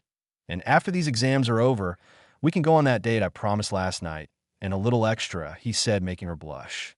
She moved to the area and stared at her opponent, seeing as not even a warm-up. "All right, are you two ready?" Irika asked, getting a nod from both girls. "Hey, Jaime," he said, starting the match. Sakura then spoke in a smug tone, "When I win, Sasuke-kun will fall in love with me and prove that true love conquers all," she said, making everyone's sweat drop, and thought, "The fuck is wrong with this bitch?" Fu, with a bored expression, got into her fighting stance and said in an equally bored tone, "Yeah, sure, whatever. You like the emo king. Can we please get this over with? My man promised me a date, and I would like to go somewhere tonight this century," she said.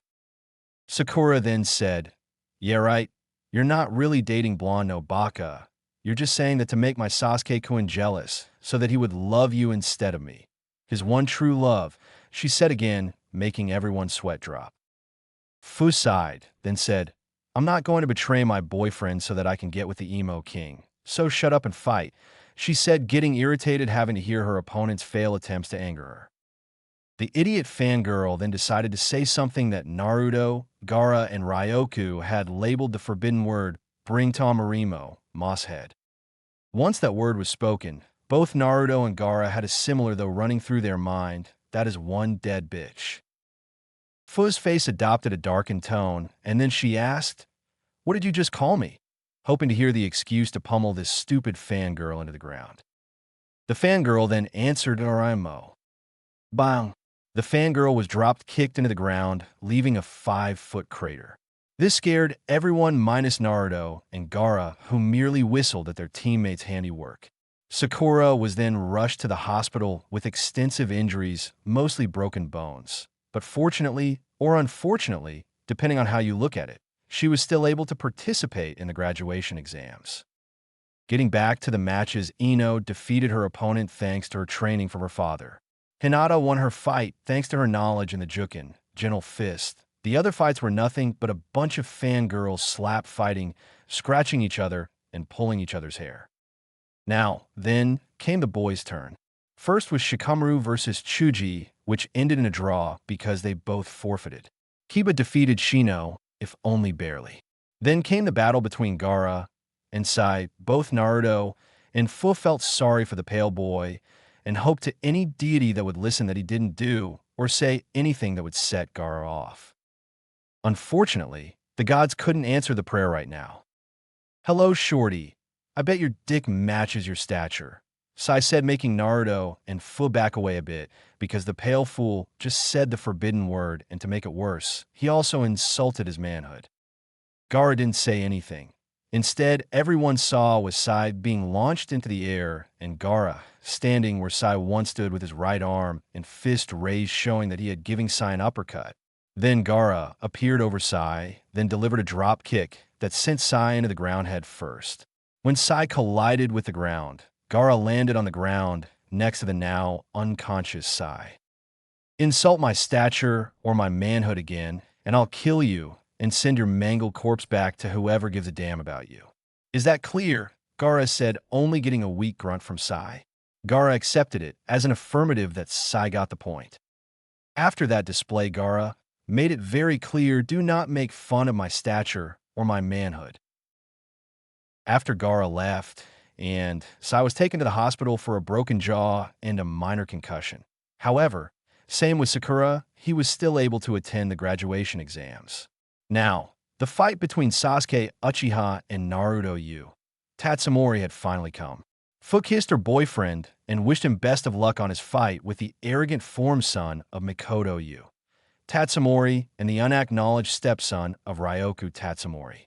As Naruto entered the ring, he noticed the scowl that Sasuke was giving him and asked himself, what did he ever do to him? As Sasuke entered the ring, his fangirls led by Sakura Haruno cheered for the last Uchiha to win against the blonde, while Fu and Hinata were cheering for Naruto to claim victory over the Emo King. Once they stepped into the ring, Sasuke's anger finally to the better of him. Why did Ryoku take you as a student when he should have taken me, an Uchiha elite? He asked, wonder why the Dragon Sannin would take a nobody instead of him. Naruto scoffed. Maybe it's because he adopted me when everyone else was afraid to do so, or maybe it's because my biological parents had entrusted me to him should anything happen to them. Whatever the reason, it doesn't matter. He's been more like a real father to me and his wife, my mother, and there is no way in hell I'll ever give that up, Naruto said, giving him a one-eyed glare. Sasuke fumed. That bitch that claims to be his wife is a traitor to the Uchiha clan, and my father should have killed her when he had the chance, he said angrily. Naruto tensed a bit at hearing this brat calling his adoptive mother a bitch, but chose to restrain himself. Then Sasuke decided to add the final nail to his pre-verbal coffin. And those little children that she bared with him are an abomination and should be killed for even being related to the likes of me, he said arrogantly. Once that was said, all hell broke loose. Naruto disappeared from everyone's view and reappeared behind Uchiha. Before Sasuke could respond, Naruto elbowed him in the back of the head, sending him flying, only for Naruto to grab him by his left ankle to be dragged back to him, only to receive a karate chop to the chest, sending him to the ground hard. The Uchiha was unconscious at the end of what appeared to be a very short fight. However, the same could be said about the rest of his team.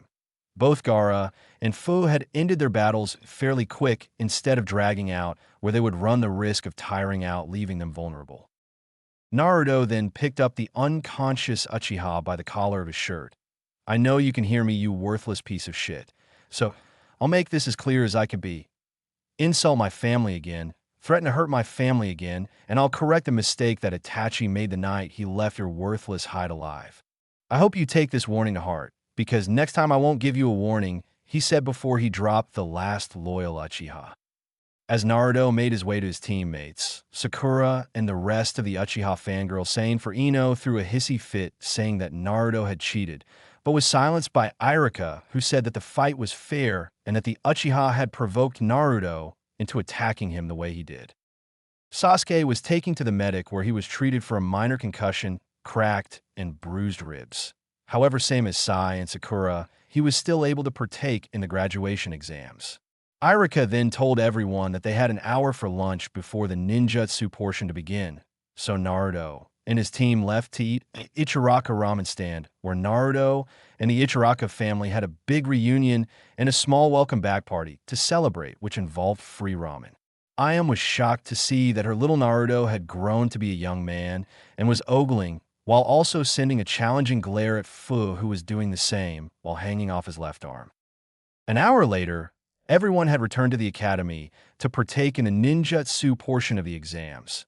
Now we find Naruto and the newly appointed Genin Gaara, who decided to wrap his headband around one of the straps that holds his gourd on his back, and Fu, who wears her headband around her left bicep. Now it was finally Naruto's turn. Entering the room, he sees Irika and Mizuki inside the room waiting for him. Okay, Naruto, your final exam consists of the following 3 jutsu: Hinge no jutsu, Transformation jutsu, Karmi no jutsu, substitution jutsu / body replacement, and the Bunshin no Jutsu, clone jutsu, in the order that they were listed. You may begin whenever you're ready, Irika informed the blonde. The next thing both of the instructor Chunin noticed was they were staring into the face of Naruto's adoptive father, the Dragon Sannin, Ryoku Tatsumori. I didn't even see a hand sign. The speed and timing were spot on, and the transformation itself is absolutely flawless, thought and amazed Irika, as Naruto reverted back to his original form. Very good, Naruto. Now show us the Kawarimi no Jutsu, Irika said, getting a nod from the blonde Sannin hopeful. Naruto then vanished as they saw a familiar orange book in place where Naruto was with said teen appearing overhead, again shocking the two instructors.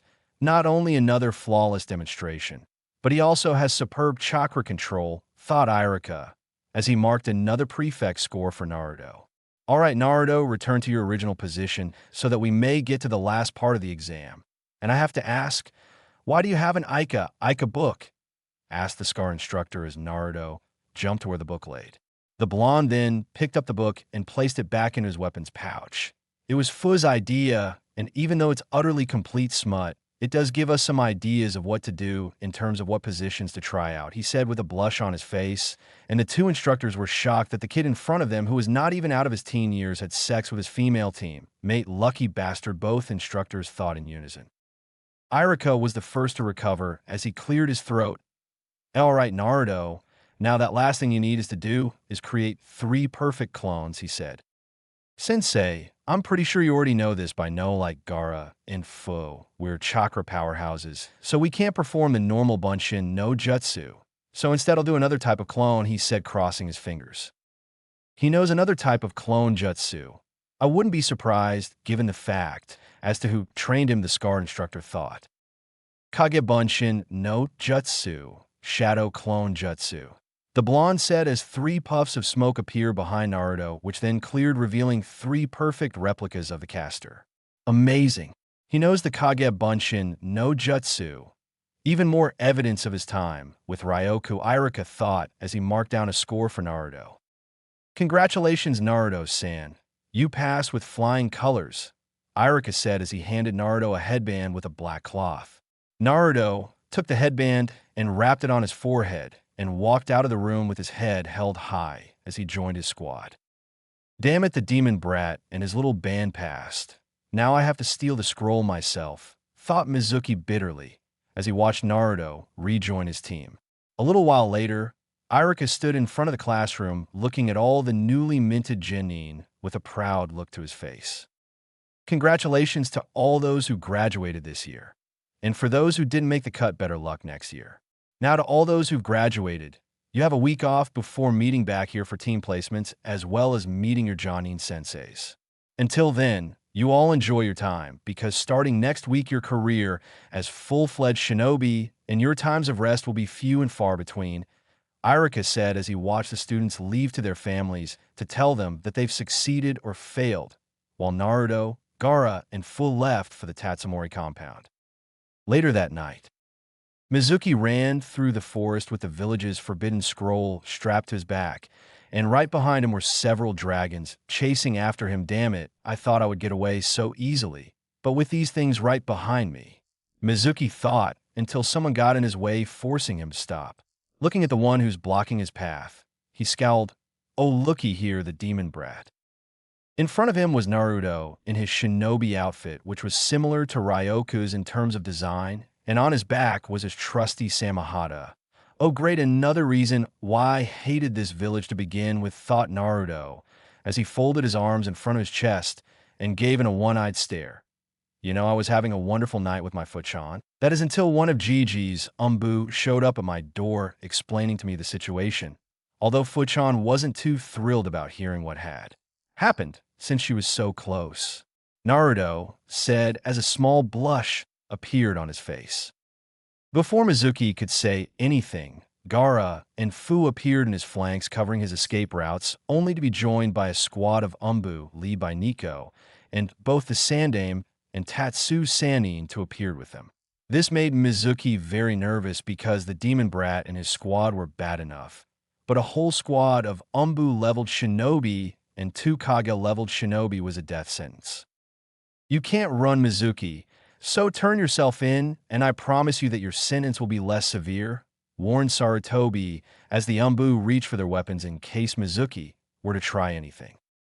Good work, Naruto, Gaara, and Fu, Ryoka said, praising his students.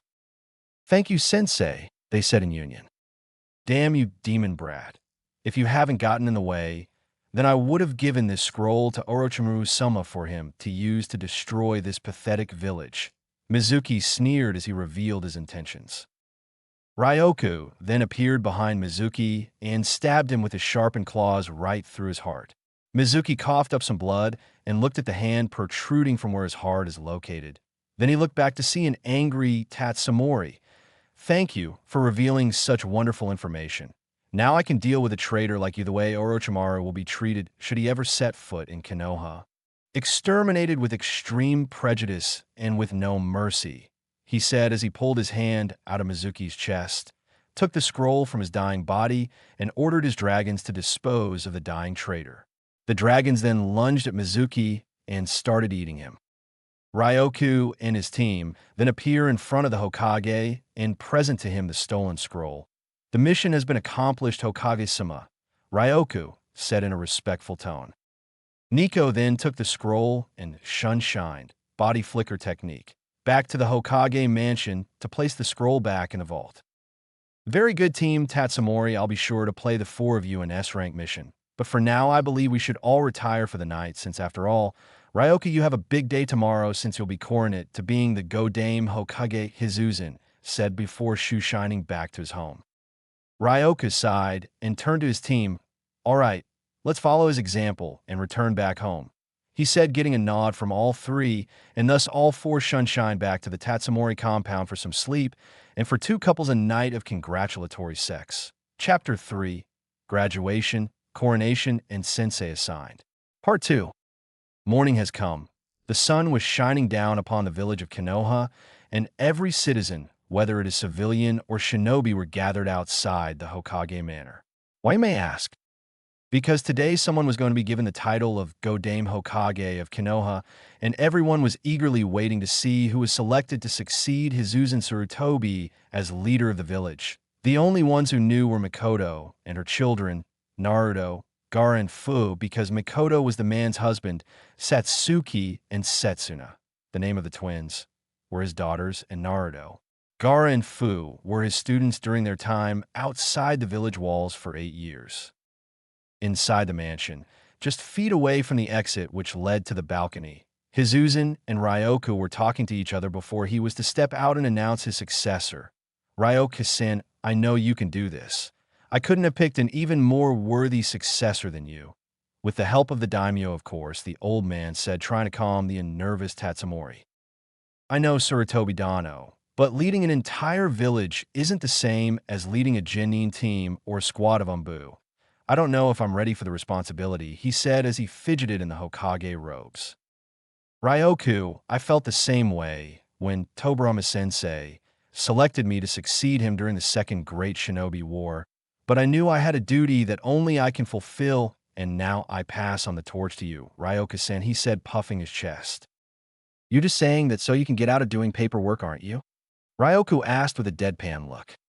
Well, there is that, the ex-Hokage said, avoiding the Tatsumori's gaze, and Ryoku pinching the bridge of his nose to stem the headache that was fastly approaching. Ladies and gentlemen, my predecessor, the Dragon Yanin said with a sigh. Shoo, let me savor this moment, a moment I've only felt once when I gave Minato-kun the mantle, and now I can finally enjoy my retirement. Hizuzan said as he enjoyed what'll soon be his retirement as Hokage. Shut up, old man, and get on with the ceremony. The faster you make me Hokage, the sooner you can begin your retirement, Ryoku stated to hurry the old man onto the balcony to begin the coronation. All right, impatient much, he retorted as he walked onto the balcony overseeing the village. Down below, he can see that every civilian and shinobi has arrived to see their new Hokage be named. People of Konoha, it is with great sorrow that I must hang up my hat as Hokage, But fear not, for I will not leave the village without a leader to take my place. The man who will succeed me was chosen not just by me, but by the daimyo himself, as he's one of the few that can surpass our beloved Yondaime in both strength and intellect. He's fought alongside the Yondaime during the Third Great Shinobi War and has acquired a SS rank alongside Minato Kun, and even he told me that this man was his equal and would one day surpass him if he were still around to this day. The aged man stated, making everyone wonder who was selected because very few could match the Yondaime Hokage, and even fewer were considered his equal and rival. The only ones who knew were Mikoto, her children, the Uchiha survivors, and Team Tatsumori. The person whom I've selected is the one who became the fourth member to the formerly known Sannin and made it into the Yanin of Konoha, and has been titled by both friend and foe, the Dragon of the Leaf.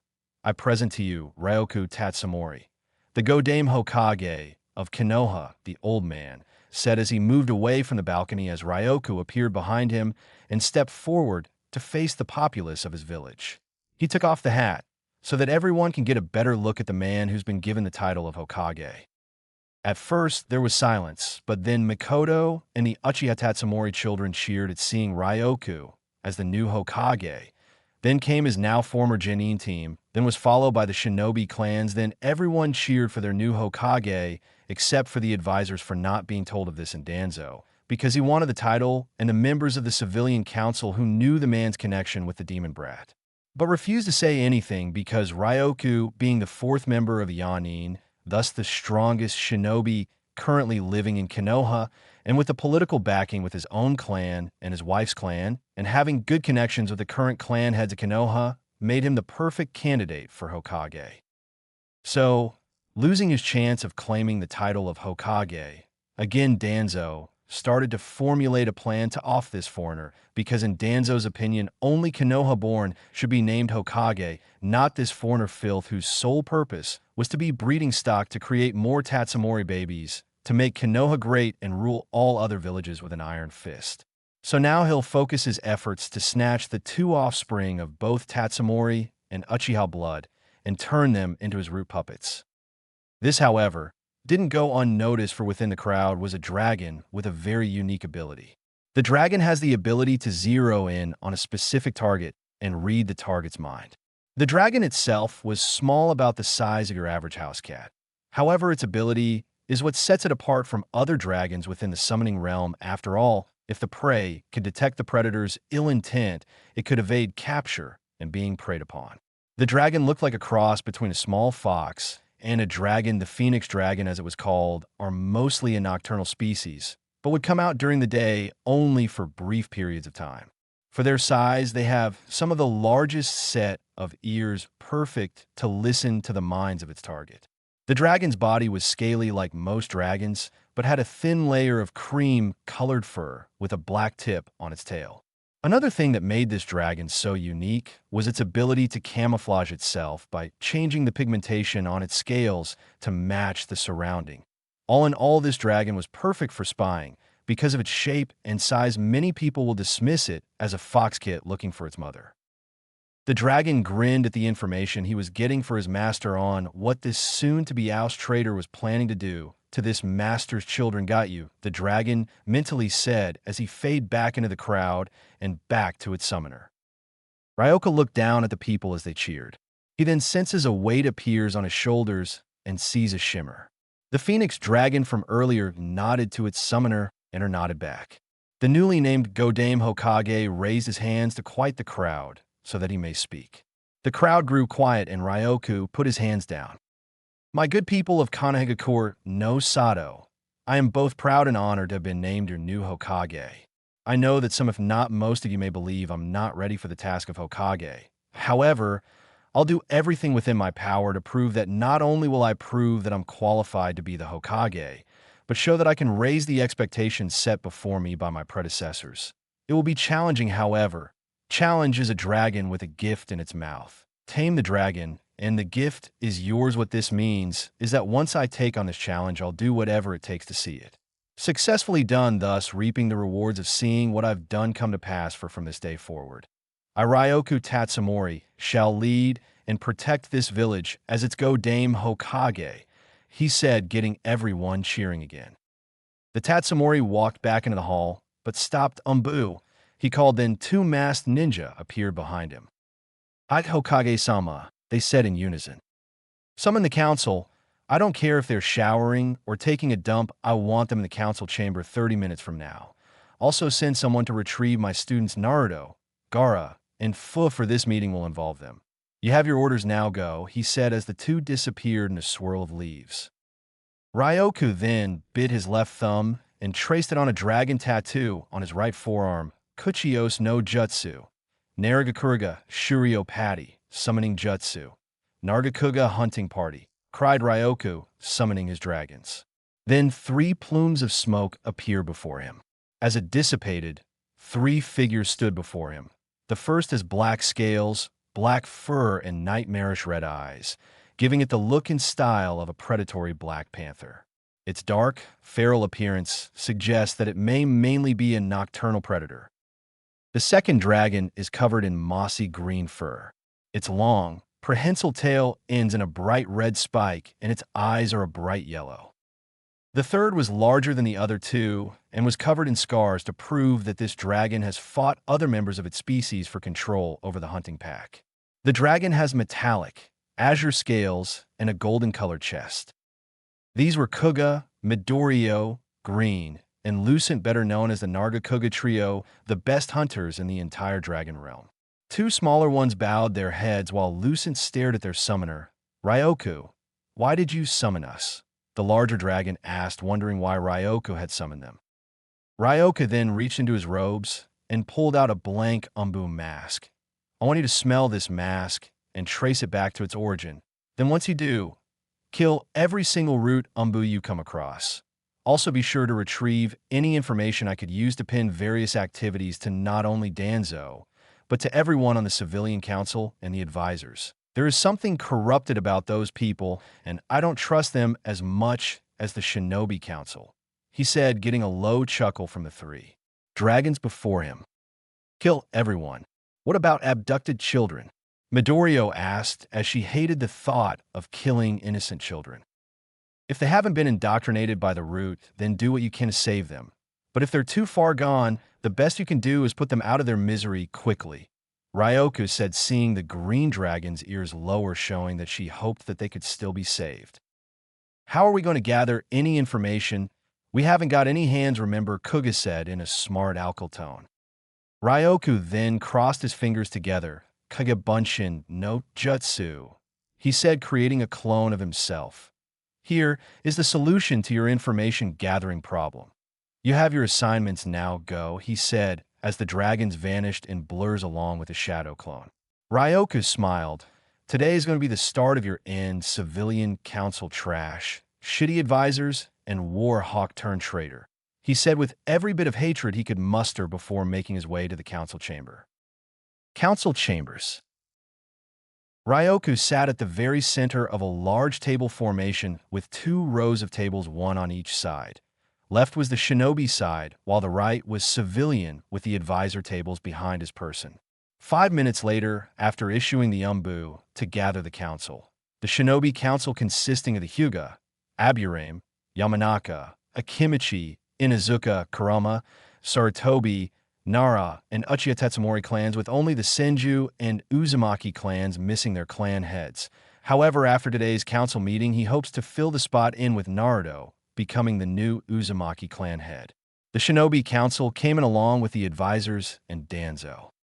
The bandage man glared at the newly named Hokage, but plotted to take his children away and turn them into soldiers for him to use.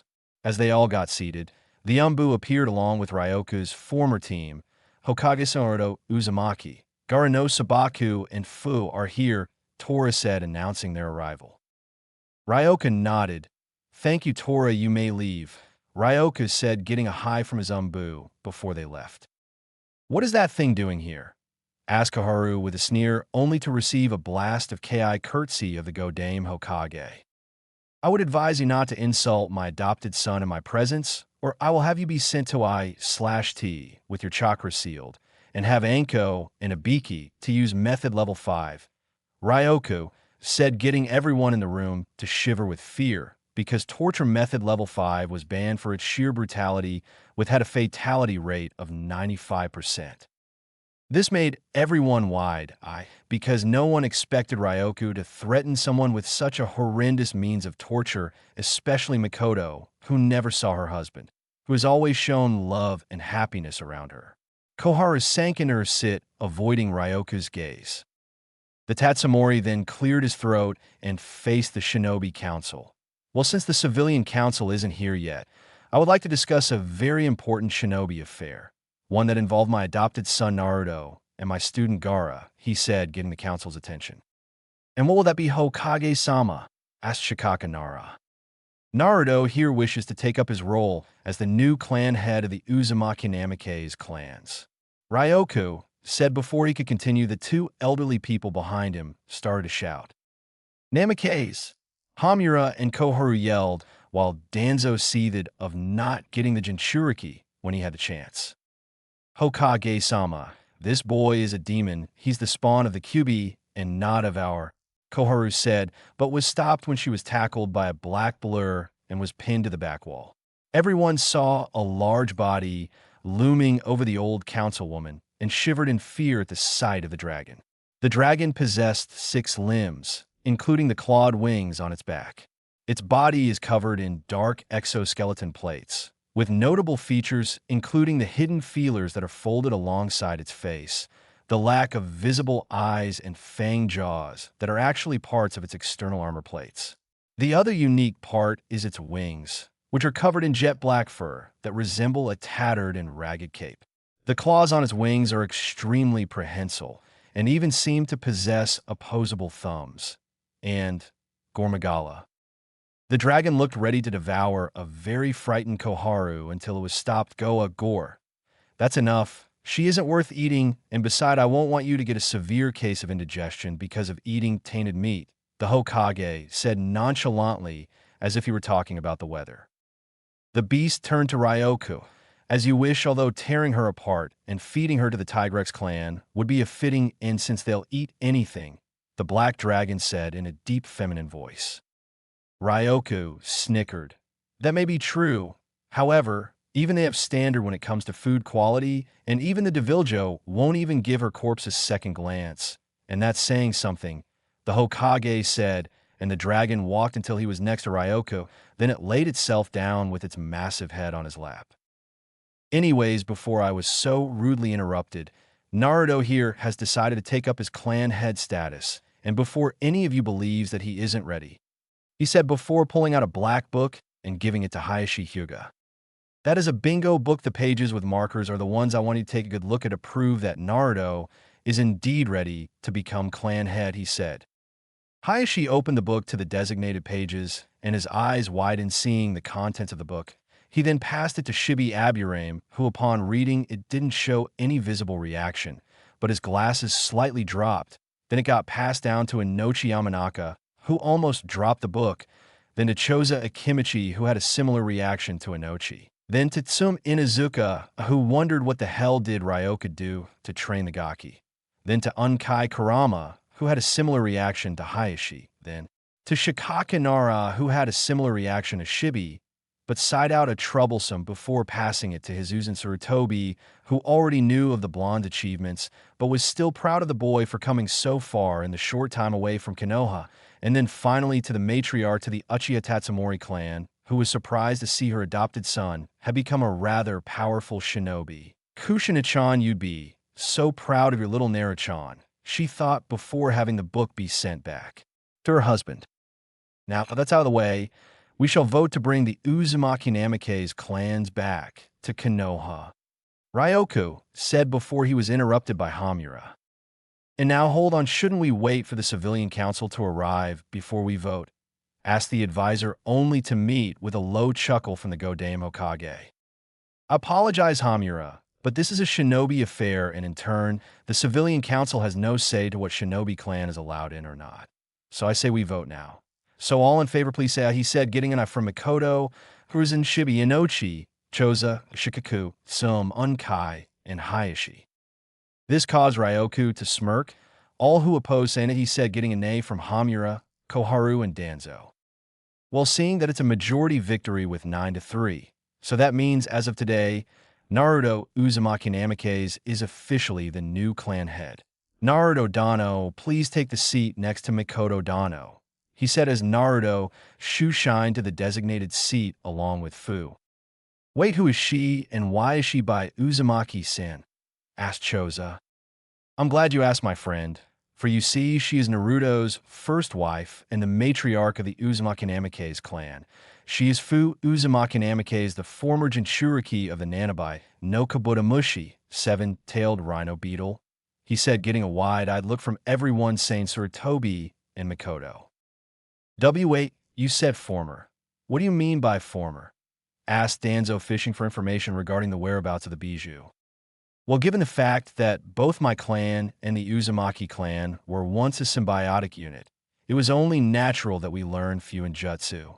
I created a seal that extracts the Bijou without killing the host. However, the former host will suffer from chakra exhaustion, but nothing they won't recover. However, the former host will still maintain some of the physical traits for being a Jinchuriki, such as Fu's wings and hardened skin, he said as she unfolded her insect-like wings, getting an interested look from all the shinobi, none so much as Danzo, who plotted to take the Uzumaki matriarch so he can breed-wing shinobi for the betterment of Konoha. And the seal? Asked Danzo. Sorry, but that is a clan secret, one that is shared between myself and Naruto alone. And as for the Bijous, we sent them to the summoning realm where they created their own summoning contracts. Naruto has the foxes, Fu has the beetles, and Gaara has the tanuki. Ryoku said, only giving them a half-truth. While it is true that the Bijou did create their own summoning contract, the Bijou themselves weren't the boss summonings as they've merged with the others to form the Jubi, which currently resides inside of Naruto. But Danzo doesn't need to know that. Before Danzo could say anything, Ryoku spoke. However, we're getting off topic, for we have a new clan forming in Konoha, and my student Gaara wishes to be an official clan head, he said as everyone turned to the redhead who stood at the center of the room. And what clan would that be? Asked Shikaku. The Sabaku clan, Gaara answered. You see, Gaara here has the ability to manipulate the sand in the gourd which he carries at all time. Gaara, if you would demonstrate, Ryoku asked, getting a nod from Gaara. Gaara then removed the cork from his gourd and will the sand to gush out of the opening to create a barrier around himself. He then made several sand spikes appear from his barrier. Everyone was startled at how quick he got his sand to maneuver around him in a protective shell and how easy it was to change his defense into an offense stance. As you can see, Gaara has complete control over the sand, and not only that, but he changed the density of his sand simply by absorbing the minerals from the earth. Also, he can turn his sand into various weapons at will. In fact, Irika can attest to that, as he witnessed firsthand what Gaara can do. He said, informing the Shinobi Council what Gaara was capable of. Now it's time to vote. Do we allow Gaara to form his own clan here in Konoha, or risk losing such a valuable asset to, let's say, IW? He said, getting eyes from the clan heads, and surprisingly, the advisors agreed. Then it's settled. So for the time being, until a clan compound has been built, Gaara will be living with either me and my clan, or with Uzumaki Namikaze, he stated. I see no problem with housing Sabakadano, and neither does my wife, Naruto said. Very well then, but for now, Sabakadano, please take the space between Uzumaki Namikaze and Uchiha Tatsumori, the Hokage said as Gaara's sand shoe-shined in the space between his friend/teammate/brother and his sensei's wife. Just as Gaara took his spot, the civilian council walked in with an air of arrogance and superiority that Ryoku's team looked at them with a frown as they walked in, as if they owned the place. But the look Ryoku had when they walked in showed that that air of superiority that the civilian council had will be gone. Another thing was that they failed to even acknowledge Ryoku's presence or anyone else in the room. Ryoku's students and his wife kept a stone-cold face as the civilians sat themselves down in the chairs. When they sat down, their attention was turned to the Naruto, Gaara, and Fu. What is that thing doing in the council chamber? Demanded a fat councilman. If you must know, Hikai Tsuna, Naruto Uzumaki Namikaze has been named clan head of the newly formed Uzumaki Namikaze clan, informed Mikoto to the rest of the civilian council, who looked appalled by this startling news.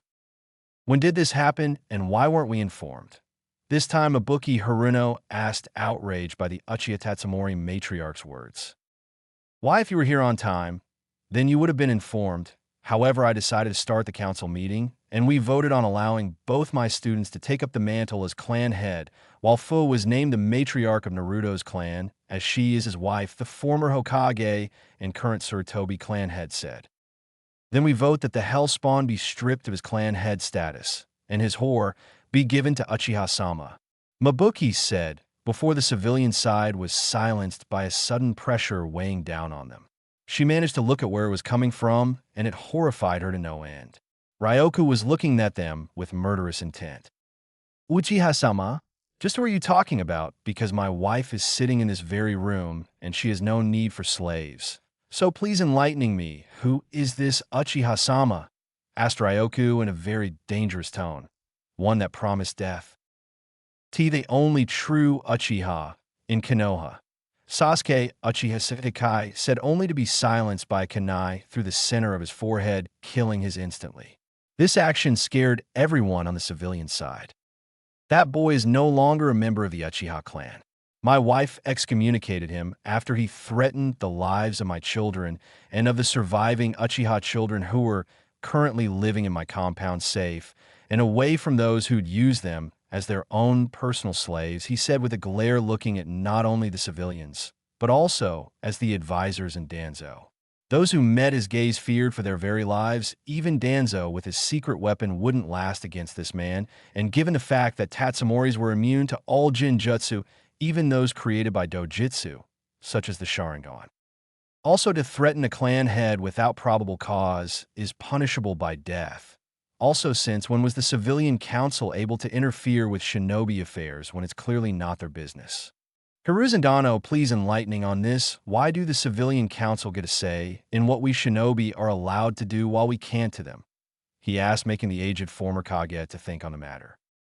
Because they believe this to be a democracy when this village follows a military dictatorship, wherein which you have all the power, while answering only to the daimyo himself, he stated. Ryoka nodded at the answer and looked to the civilian council.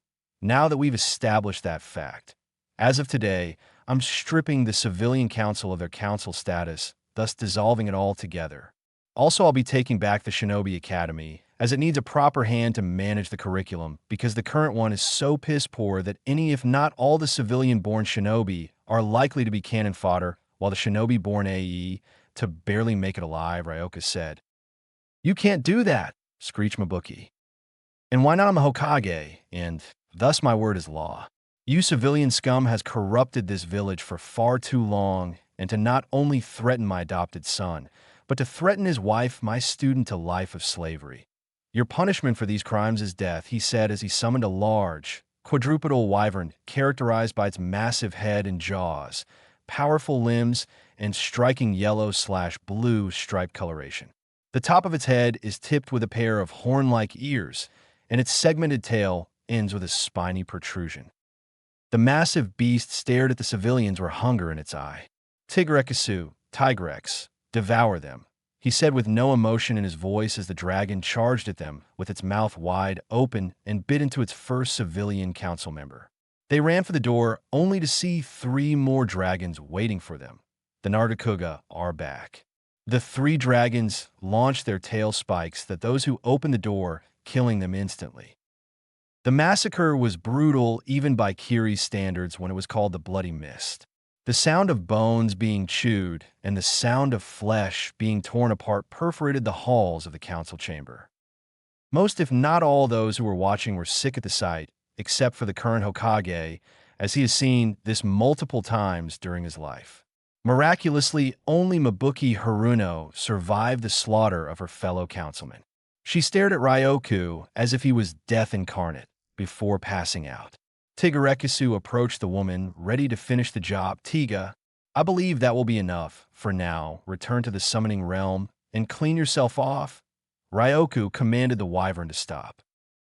The creature then turned to its summoner, As you wish, master, Tiga said before disappearing in a puff of smoke. Take Mabuki to the INT building and ask the Yamanaka to have her memories of today erased. I don't need her coming after my family for revenge, he ordered. Then two appeared around Mabuki, lifted her up, then shoe-shined in a swirl of leaves. As they left, the Naruto came in through the door along with a Ryoku shadow clone. Here is the information you've requested, the clone said as he tossed a scroll, which Ryoku caught effortlessly. Thank you. You made his spell now. He ordered his clone that then nodded and disappeared in a puff of smoke. Ryoku then closed his eyes and scanned through the memories of what the clone has seen and done before he arrived to the council chamber, and what he has seen made him scowl. He then opened his eyes and turned to his summonings. Were there any resistance? He asked the dragons, making everyone question just what did their Kage have these dragons do before coming here. Hi.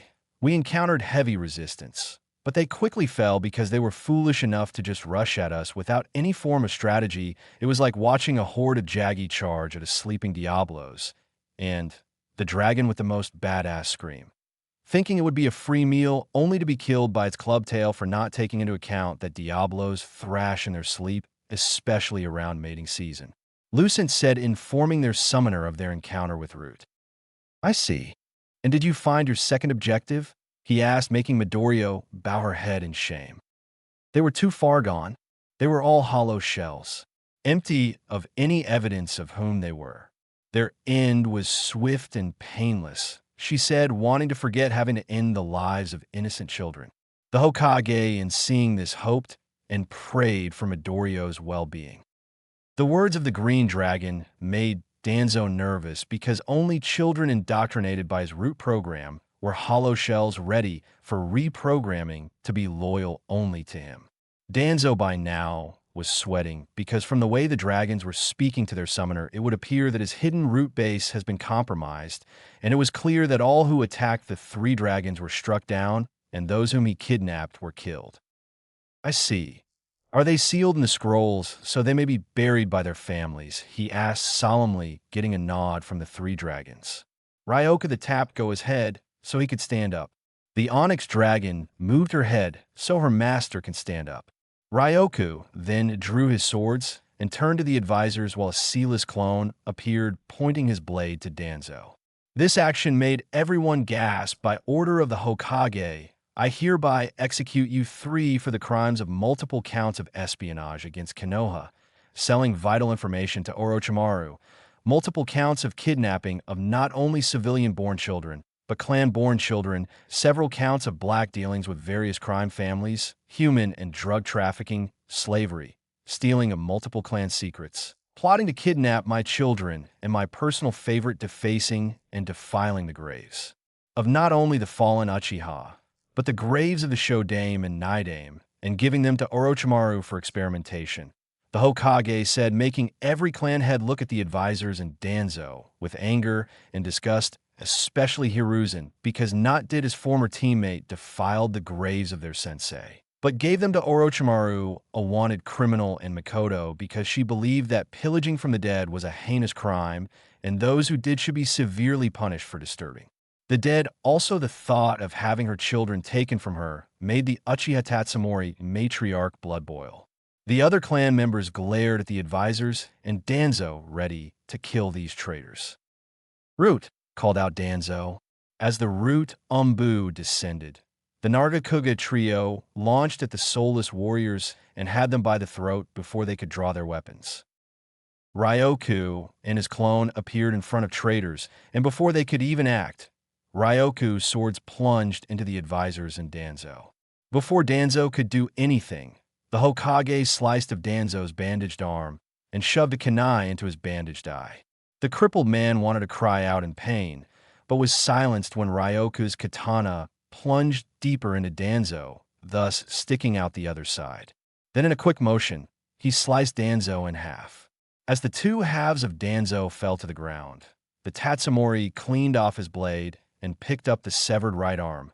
I would like to thank the advisors for your years of service. However, Your minds are old and corrupt, completely disregarding the teachings of your late sensei, Tobarama Senju, he said as the clone disappeared, leaving Koharu and Hamura to fall to the ground as they tried to stop the bleeding. As it stands, you're traitors to not only Konoha, but to the teachings of Hashirama and Tobarama. And so, because of this, you're found guilty and so must be executed, he said as he summoned a new dragon. The dragon he summoned, a medium-sized, true flying wyvern. Her hide is a dull, muted green, and her lower mandible features a long, protruding chin spike. Her upper back and wingtips are covered in a moss-like fur, and while her club tail lacks bony spikes, it makes up for this with its ability to poison foes upon contact. Rairia, Rathian, I have some fresh meat for your chicks, Ryoku informed the dragon as he pointed to the dying advisors and now dead Danzo. The green wyvern purred at the sight. Why, thank you, Ryoka-sama. My chicks will love this, the female dragon said as she made her way to the dying advisors. The green dragon stalked towards them. Koharu, though bleeding to death, weakly turned to her former teammate and reached out to him as if begging for him to save her. But Sarutobi closed his eyes and turned away as if saying no. This disheartened the woman, but was quickly replaced with fear as the green wyvern approached her first. She tried to get away, but failed when the wyvern stomped on her and closed its talons on her in a vice-like grip. The dragon then scooped up the two halves of Danzo into its mouth, then flapped its wings and hovered over a down Hamura, then, with its free claw/talons, scooped him up, then vanished in a puff of smoke. Ryoku then turned to the Nargacuga trio and signaled them to leave as well. The three did, leaving a quiet council chamber. Ryoka then cleared his throat, getting everyone's attention. I believe now that the advisors have been removed, I should select some new advisors. So, I hereby appoint Hiruzen Sarutobi, Hayashi Hyuga, and Mikoto Uchiha Tatsumori as my new advisors, he said, as if what happened moments ago never happened. Before anyone could say anything, Ryoku spoke. I selected these three for these reasons. Hiruzen Sarutobi was the longest-running Kage in all the elemental nations, second to Oniki the Tsuchikage, and knows both civilian and shinobi affairs. Hayashi Hyuga for being the oldest clan head, and thus familiar with all shinobi affairs pertaining affairs involving clans. And Mikoto because she has been in charge with not only her own clan's affairs, but my own clan affairs during my absence, he said, informing everyone who agreed with his decision, even though Unkai Kurama hesitated, but knew full well that his clan no longer has any strong political standing. Very well. If that's all, then this meeting adjourned, Ryoku said, dismissing the council. Chapter 3. Graduation, Coronation, and Sensei Assigned. Part 3. It has been 3 days since Ryoka decided to clean house by not only disbanding the civilian council and firing the advisors, but also killed every member saying Mabuki Haruno, since she knew every under-the-table dealings, since she whored herself to every male member of the now-late civilian council, and with all the documents from Danzo and the elders, Ryoku had plenty of reason to execute them. The next day, Ryoku announced to his entire village of the execution of not only of the civilian council, but of the advisors. At first people protested, but when Ryoku explained what the civilian council was doing, including what the advisors, let's just say their family shall forever live in shame, especially the Haruno family, since their youngest was a shinobi hopeful. However, there were those who were furious for what he did. For example, Sasuke relied heavily on the civilian council and the advisors for support, but now that they were gone, his political backing was now gone, and any help he would have received was not going to happen. And with him being excommunicated from the Uchiha clan, he was pretty much screwed. Now the only thing that could help him get stronger to kill Itachi was the sensei the late advisors put him with. Now, today was the day that the Genin hopefuls get their assigned teams and sensei. However, there was a slight complication with the team arrangements, and that was Kakashi Hitaki, Kurenai Yuhi, and Asuma Sarutobi wanted members of his team to be in their team. Kurenai wanted Fu due to her own ability with incest similar to the Aburame clan. Also with her ability to fly, her scouting ability was consisted the best. Asuma wanted Gaara because, like Shikamaru, he could use the sand to hold down one or multiple shinobi at once, and could use his sand as a means of torture if the Yamanaka couldn't extract any information. The worst, however, was Kakashi, who wanted Naruto because it would cause a rivalry between Sasuke and Naruto, which would allow them to excel. However, Ryoka saw through this, as Kakashi wanted to hold his student/son back, simply out of spite for something he had no control over. Ryoka sat in his office looking to find a sensei suited to take his students under their wing, since he could no longer be the sensei of Team Ryoku. So after reading multiple files, he found what he deems as the potential candidate to be his team's new sensei. A Tokubetsu Jonin by the name of Anko Mitarashi. She would be the perfect sensei for his team since they would share a similar past. Finally, after making his decision, he summoned Nico to bring Anko before him. Anko. Anko has light brown, pupilless eyes. Her violet hair is styled in a short, spiky, fan ponytail. She usually wears a fitted, mesh bodysuit that stretches from her neck down to her thighs. Over this, she typically wears a tan overcoat with a purple inseam and a pocket on each side, a dark orange miniskirt, a dark blue belt, and pale gray shin guards. In addition to the typical forehead protector, she also wears a small pendant that looks like a snake fong and a wristwatch. Anko was enjoying her usual plate of dango when she felt a chill going down her spine. Why do I get the feeling that my dango time is going to be cut short? She thought, as if a sense of dread loomed over her. Her answer came in the form of Nico appearing before her. Tokubetsu Jonin Anko Mitarashi. Go Dame Hokage-sama wishes to speak with you. It's important, the female Umbu said in a serious tone, leaving no room for her friend to argue. Anko sighed in defeat. Very well. I see what Ryoka-sama wants, she said as she paid for her meal and left with Nico. Hokage Tower. Nico and Anko arrived to the Hokage office where they saw Ryoku making out with his wife, who decided to visit him while their children were being watched by the dragon summonings back at his compound. The two women blushed, seeing how intimate their Kage was with his lover, but Nico remembered that it was he who asked her to bring Anko, so she cleared her throat, getting Ryoku and Makoto's attention. 1,000 pardons, Hokage-sama, Uchiha Tetsumoridano, but I've brought Anko Mitarashi as you requested, Anko stated. Thank you, Nico-san. You're dismissed, and I apologize for that. I should have placed a seal in here to prevent anyone from entering. An embarrassed Hokage said as his wife blushed. Nico bowed right before she shoe-shined out of the office, leaving Anko with the Godame Hokage and his wife. Anyways, what do you need of me, Hokage-sama? Asked a still blushing Anko. Well, as you know, I've assembled a team which I personally trained during my time outside the village walls. However, given my position, I cannot be their sensei. So, after going through any and all potential candidates, I stumble onto your name. So I read your profile, and then it hit me. You, Anko Mitarashi, are the prefect sensei for Team Tatsumori, given how your past is similar to their own. So I believe you four will get along just fine, he stated, shocking Anko. Anko, the former apprentice to Orochimaru, the one they call the Snake Whore, is being given the Hokage's personally trained team. Anko was shocked to hear that her Hokage had assigned his team to her.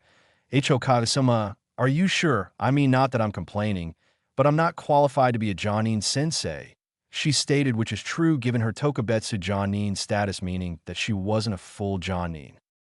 Ryoka chuckled.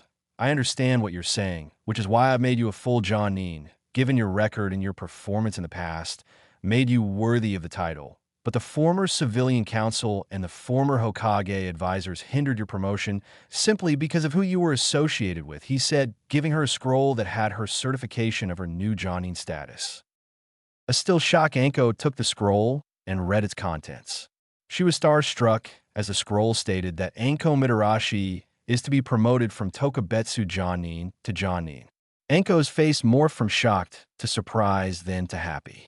Thank you, Hokage-sama.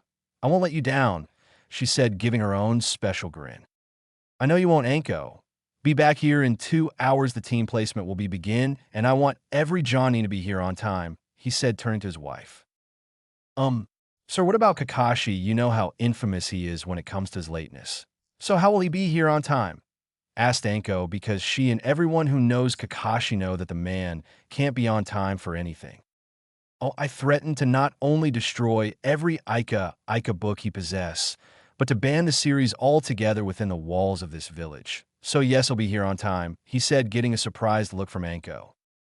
"Wow, you're downright evil. When you want to be shocked," Anko said, shocked that the man in front of her was willing to do something like ban the book series just to have Kakashi arrive on time. "Well, someone has to be. Anyways, you're dismissed for now, Johnny and Anko. So please be here in 2 hours to watch the team selections," he said as Anko nodded and left the office. "Now, where were we?" he said in a husky tone as his wife giggled. 2 hours later. Naruto, Gaara, and Fu are sitting in the classroom waiting for Iruka to begin the day and to assign then their Jonin sensei, since Ryoka won't be taking an active role as their sensei anymore, since he was appointed Godame Hokage. So the question now is who is to be their sensei before the upcoming Chunin exams. Naruto and Gaara were pondering who their sensei might be, but since they didn't know anyone in Konoha outside the academy or at home, they dropped their thought process aside. "Why couldn't Ryoka Tusan be our sensei again?" Naruto asked dejected. "Because he's our Hokage now, and running the village will need his full attention," Gaara stated, getting a sideways glare from Naruto. "I know. I was being rhetorical," Naruto said. "I know, and I gave you a rhetorical answer," Gaara responded, getting a low growl from Naruto. "Calm down, Naruto-kun. Maybe this new sensei will be a lot of fun," said Fu, trying to defuse the situation before it escalated like it normally would. "Sigh. Very well, Fu-chan. Sometimes I wonder what would I do without you," he asked her as he wrapped an arm around her, bring her close to him, causing her to blush. Fu nuzzled into her boyfriend. "I sometimes ask the same question, but when I look at you, I then remember how you changed my life," she said. "Can you two not do this in public, especially when I'm around?" Gaara said, feeling embarrassed at his teammate's PDA. Fine, we'll stop, but when Karui comes to Konoha for the Chunin exams, don't think you're safe," said Naruto. "I can say the same to you. Yujito, Mei, and Sammy will want to be with their hubby and are probably waiting to come to Konoha and have their way with you the first chance they get in the month before the Chunin exam finals," said Gaara, making his brother an all but blood pale at the thought of being dragged into his room and not coming out until he has satisfied his fiancée's sexual hunger.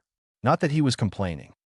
Before anyone could say anything, Iruka came into the class. "Okay, class. Today is the day you're all grouped into squads of 3, led by Jonin Sensei. But first I'll be announcing the top kunoichi, the genin of the year, and the dead last of this graduating class," announced Iruka as Sasuke and Sakura grinned smugly, as if they knew that the titles of genin of the year and top kunoichi was theirs. But what Iruka said next shattered any and all hopes. The top kunoichi is Fu, and the top genin of the year is a tie between Naruto and Gaara. Iruka said, but was cut off by the not-so-friendly neighborhood Howler Monkey. "You can't do that. Those titles belong to me and Sasuke Kun," complained Sakura, and Sasuke nodded, agreeing with the pink-haired bimbo much to his displeasure. "The title of genin of the year belongs to me, as I am an Uchiha elite," explained Sasuke as Sakura cheered him on. "Shut the fuck up. If you have a problem, then take it up with Godame Sama," yelled a pissed-off Iruka, getting everyone in the room remain silent. The scarred Chunin then cleared his throat. "Anyways, the dead last of this year is none other than Kiba Inuzuka. Congratulations, you're this year's dumbass," he said as Kiba sank into his jacket. This prompted everyone to then point and laugh at the Inuzuka heir's plight. "All right, I'll begin naming the teams and their assigned senseis. So Team 1 is comprised of..." Iruka began calling out each team. Then after about 15 minutes, he got to the last batch of genin. Team 7 would consist of Sasuke Uchiha, Sakura Haruno. Iruka was saying, but was cut off by the pink-haired banshee. "Yes, true, love conquers all." "Shut the fuck up," yelled Iruka. This caused the pink howler monkey to silence herself. "As I was saying, Ensai Shimura, your sensei, will be Kakashi Hitaki." Team 8 will be Hinata Hyuga, Kiba Inuzuka, and Shino Aburame. Your sensei will be Kurinai Yuhi. Team 9 is still in rotation, so Team 10 will be Ino Yamanaka, Shikamaru Nara, and Chuji Akimichi. Your sensei will be Asuma Saratobi, and finally Team 11 will be Naruto Yu. Tatsumori, Gara no Sabaku, and Fu Nanabai. Your sensei will be. Just when he was about to announce their Jonin sensei, a black ball crashed through the window, and then a banner revealed itself saying sexy, single, and deadly sensei of Squad 11, Anko Mitarashi. The woman that appeared has light brown, pupilless eyes. Her violet hair is styled in a short, spiky fan ponytail. She wears a fitted mesh bodysuit that covers her from her neck down to her thighs. Over this, she wears a tan overcoat with a purple inseam and a pocket on each side, a dark orange miniskirt, a dark blue belt, and pale gray shin guards. In addition to the typical forehead protector, she also wears a small pendant that looks like a snake fong and a wristwatch. I'm the sexy and deadly Jonin sensei of Squad 11, Anko Mitarashi, and she said, but stopped when she laid her eyes on the eye patch wearing blonde. She then shoe-shined behind the blonde and hugged him from behind while pressing her breasts on his back. This made every male student jealous, while Fu fumed that another woman was coming on her man. "Hello there, big boy. What's a handsome young man like you doing in a place like this?" Anko said in a seductive voice. "Oh my Naruto-kun, if this keeps up, you'll have the largest harem to date," said Jubi, teasing her Jinchuriki. "Not my fault that I'm a chick magnet like my biological father was in his early years, Naruto," responded Jubi. "True, but it's not a bad quality either. I can't wait for my turn. I'm going to show you why I'm the queen of all demons, my soon-to-be demon king," said Jubi in a husky tone, which caused Naruto to blush. "Waiting for my sensei, but seeing as her sensei is an attractive woman, I say it was definitely worth the wait," he said, getting a blush from Anko and a glare from Fu. "Oh my, does my cute little Jenin have a thing for older girls? Quite the adventurous one, aren't you, big boy?" she said, earning a growl from Fu. Anko then turned to the green-haired girl and grinned. "Jealous are we?" she asked. "My boyfriend has to be shared with not only the Godai Mizukage, but with his fiancés from Kyuubi, and now here you're trying to worm your way in. So yes, I'm quite annoyed," she said, getting a wide-eyed response from everyone in the room. "What?" Naruto sighed. "Yes, after I helped in the Kiri Civil War, I got engaged with the Godai Mizukage Mei Terumi, and after Tusen shared his bloodline with Kyuubi, I was engaged to the Raikage's nieces Samui and Yujito. Also, since I was made clan head to both Uzumaki clan and Namikaze clan, I was placed into the Clan Restoration Act, so," he said as everyone's shocked expression increased at the mention of him being a clan to not one, but two clans. "What?" Everyone say Naruto's teams yelled. "Yes, my biological father was the Yondaime Hokage Minato Namikaze, and my biological mother was the Red Habanero Kushina Uzumaki, who is also the heiress to the now near-extinct Uzumaki clan. And before you ask about my mother's clan, they were a nation of powerful seal masters who lived in Yuzushiokura no Sato, but during the Second Great Shinobi War, a conjoint army of Iwa, Kyuubi, and Kiri was used to destroy the island nation out of fear. In fact, Ryoka Tusan and his clan also lived in Yuzushio, but in order to save my mother and the most well-guarded secrets of both our clan, the Yuzukage at the time ordered his clan to evacuate to Konoha, an order he reluctantly chose to obey despite wanting to stay and fight, he said, giving a brief history of his clan. As he said this, there was a mixture of emotion, but the two that stood out were Hinata, who felt sad at not only losing her chance to be with Naruto, but also knew that with the CRA in place, he would be taking multiple wives, and judging from who he listed, the women were clearly of a much higher pedigree. The other being from Sasuke, who was angry and jealous that this dobe was named clan head before he was, despite his clan status being stripped from him, was getting powerful women to help repopulate his clan, and the fact that he's being denied access into the council chamber to demand the council to give him what he desired from a blonde. Back to the now named Team 11 and their sensei, Anko released the blonde and proceeded out the window with Naruto, Gaara, and Fu following suite. OH God, not them too, yelled the distraught Irika, who now had to pay for 2 broken windows. Training Ground 44, Forest of Death. Anko, along with her students, sat on the bench just outside of Anko's stomping ground. She looked at her Genin team and knew why Ryoku spoke highly of them. They had the aura of an experienced team who knew each other's strengths and weakness. So this team knew how to use teamwork. So they already passed the true Genin test, which in this case was a lot easier than expected. But she seriously didn't want to have a mock battle with a team that ended the bloodline purge in Kiri and had killed Kisame Hashigaki if the large sword she saw Naruto carry during the academy final exam was any indication. Alright, now normally I would give you a test to see if you're worthy of being Genin, but from what I can tell, you 3 already know the hidden meaning of the test. So in my book you passed, she said, a confused look from her students, but quickly understood what Anko was saying as their sensei turned Hokage taught them the importance of teamwork during their time outside the village. So what do we do now, sensei? Asked Fu. For now, take the day off. For tomorrow, we start doing our missions. Do any of you know how to perform Kage Bunshin? She asked, getting raised hands from all members of her team. Good, that mean we can get over with those pathetic excuses for chores called deranked missions and hit the good missions. So see you tomorrow, said Anko as she shoe-shined to the Hokage Tower to report her team passing her test. Hokage Tower. Ryoku was currently doing battle with the bane of all leaders, paperwork. However, since he learned the secret to defeat such a foe, 3 Kage Bunshins were seen signing and filling said paperwork, so he could finish early, so he could spend some quality time with his family. As he was about to finish, a knock could be heard. So the Kage turned to his window to see Anko waiting for him to open up as he placed seal all over the room to prevent unauthorized entrances.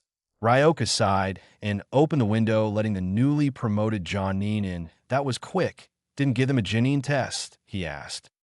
Didn't need to.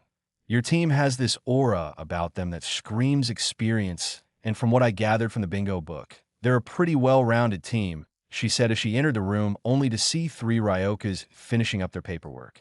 Anko, seeing this, smirked. Learn the secret to defeating the bane of all leaders. You do realize that every Kage, clan head and daimyo, would worship you if you ever shared this secret, said Anko. I know that, but I can sense you're here for something else, so let's hear it, he said as he sat back on his chair. I know for a fact that Naruto is on the CRA, so I was wondering if I could pursue him. After all, you're his adoptive father, so I'm here to get your blessing to date him, she said in a serious tone. This shocked the Hokage. As for what he read on Anko's profile, she was someone who didn't need anyone's permission to do whatever she wanted, saying for missions. Ryoka looked at her with a critical eye. I see no reason to deny that request. However, knowing my son, he's going to have plenty of competition for his heart. So get ready for a war of the roses, as they say, he said, getting a smirk from Anko. Don't worry, I'm not too concerned, and besides, I'm bisexual, so plenty of threesomes and orgies for me to enjoy. TKFN Hokage 2-san, said Anko as she left the room via window. Ryoka was shocked at Anko's response and quickly stemmed a nosebleed before it ruined his paperwork. However, the same couldn't be said for his clones. God fucking damn it, yelled Ryoku as his clones ruined his paperwork with blood before dispelling. He was about to rage, but then felt his undergarment get tighter. This made the Hokage growl, damn that woman. I wonder if Mikoto-chan wants to do a gangbang roleplay tonight, he thought as he giggled like a certain pervert we all know and want a falcon punch in the nuts. That or have him stick his D***K in a bullet ant nest and listen to the Wonder Orchestra that is Jiraiya writhing in pain. And cue evil laugh. Uchiha compound. Mikoto was getting dinner ready when all of a sudden she felt a chill down her spine and was aroused by it. Oh my, I wonder if I'll be able to walk straight after tonight, she thought as if she knew what was her husband was thinking about right this minute. Next day, Hokage Tower office. It's been a whole day since Team 11 became official, and knowing most of the Jonin senseis, they decided that today they would give their Genin teams their tests. Now we see all the current Jonin and the new advisors standing beside their Kage. All right. Johnine, report on which teams have passed and which have failed, said Ryoka, wanting to know which teams are available for missions. Team 1 failed, said Aoba Yamashiro. Same with Team 2. Failed miserably, said Hamaki Mimura. Team 3 failed, said Kamade Torichi. Team 4 failed and are now in the hospital, said Kanugi Makium as he pinched the bridge of his nose, trying to stem the massive headache that was this team. Wow, that must have sucked. Anyway, Team 5 failed, said Genma Shiranui. Team 6 failed, said Reito Namishi. Team 7 passed, said Kakashi Hitaki, who got everyone's attention, especially the Hokages. Oh, and what made this team passable in your eyes, Hitaki-san? And please don't say, because of the Uchiha, for if you do, said the Hokage, leaving the threat as is. Hitaki was sweating bullets because not only was the civilian council and the advisors that supported the Uchiha are gone, but any political backing were now gone. So if he said the wrong thing here and now, there goes his career as a shinobi. WL, they did have a rough start, but understood the concept of the test. Besides, give them time, and they'll be the best under my tutelage, said Kakashi, hoping Ryoka would accept his answer. Very well, I'll accept this answer. For now, he said, causing Kakashi to sigh as if he dodged a kunai going at Mach 2. Clearing her throat, Kurenai stepped forward. Team 8 passed, she said. Team 10 passed, said Asuma Saratobi. Team 11 passed, said Anko. This caused everyone to look at the purple-haired Johnine. Anko, since when did you have a team of your own? Asked Kurenai, completely shocked that Anko got a team to train. Since yesterday, when Hokage-sama sent Nico-chan to get me and not only promote to Johnine, but made me Jonin-sensei to his team, which comprised of Naruto, Gar, and Fu, and I have to say they're without a doubt the most seasoned genin I've ever seen, she said. Ma. Anko-san, surely they can't be that good? Asked Kakashi, not wanting to believe the demon trio were that strong. Kakashi, have you even read the bingo book, or was your porn too precious that you couldn't even bother with knowing the new heavy hitters that our village now house? Believe me, I didn't even give them a test. Their experience speaks volume of what they're capable of both alone and together. Anko said, completely shocking everyone sane Ryoku and his advisors, since they knew full well what those 3 genin were truly capable of. Hokage-sama, not to sound rude, but why did you give this team to Anko? Asked Asuma. That is because out of everyone in the Jonin roster, Anko was the most capable to train and lead this team, despite them being fully capable of taking down most opponents. Also, it was Hiruzen's suggestion to put them with Anko, hence why I recently promoted her to Jonin, and thus making her a Jonin-sensei, the Go-Dame said. But Hokage Dano, some have wanted them on our team, complained Kakashi, but was cut off by Ryoku. I don't care what everyone wanted. I'm not breaking certain traditions just to make everyone happy. Also, I read on why you wanted each of the members, and I declined for several reasons. Kurenai, you wanted Fu because her ability to use insects is similar to Aburame-san, thus making her an excellent tracker, especially with her ability to fly. However, I declined your request because Fu-san wanted to be with her fiancé, and believe me, splitting them up would have resulted in the Hokage Tower being reduced to rubble, he said, remembering that Fu was similar to Tsunade in terms of raw strength. Asuma, you wanted Gara-san because his abilities to use sand would have been useful your team's dynamics in the capture and interrogation department. However, I declined your request because Gara-san wanted to remain with his brother and sister, something I can agree with. He said, getting an understanding look from Asuma, as he too would know that if he had developed a deep friendship with anyone on his team, he would never want to part with them.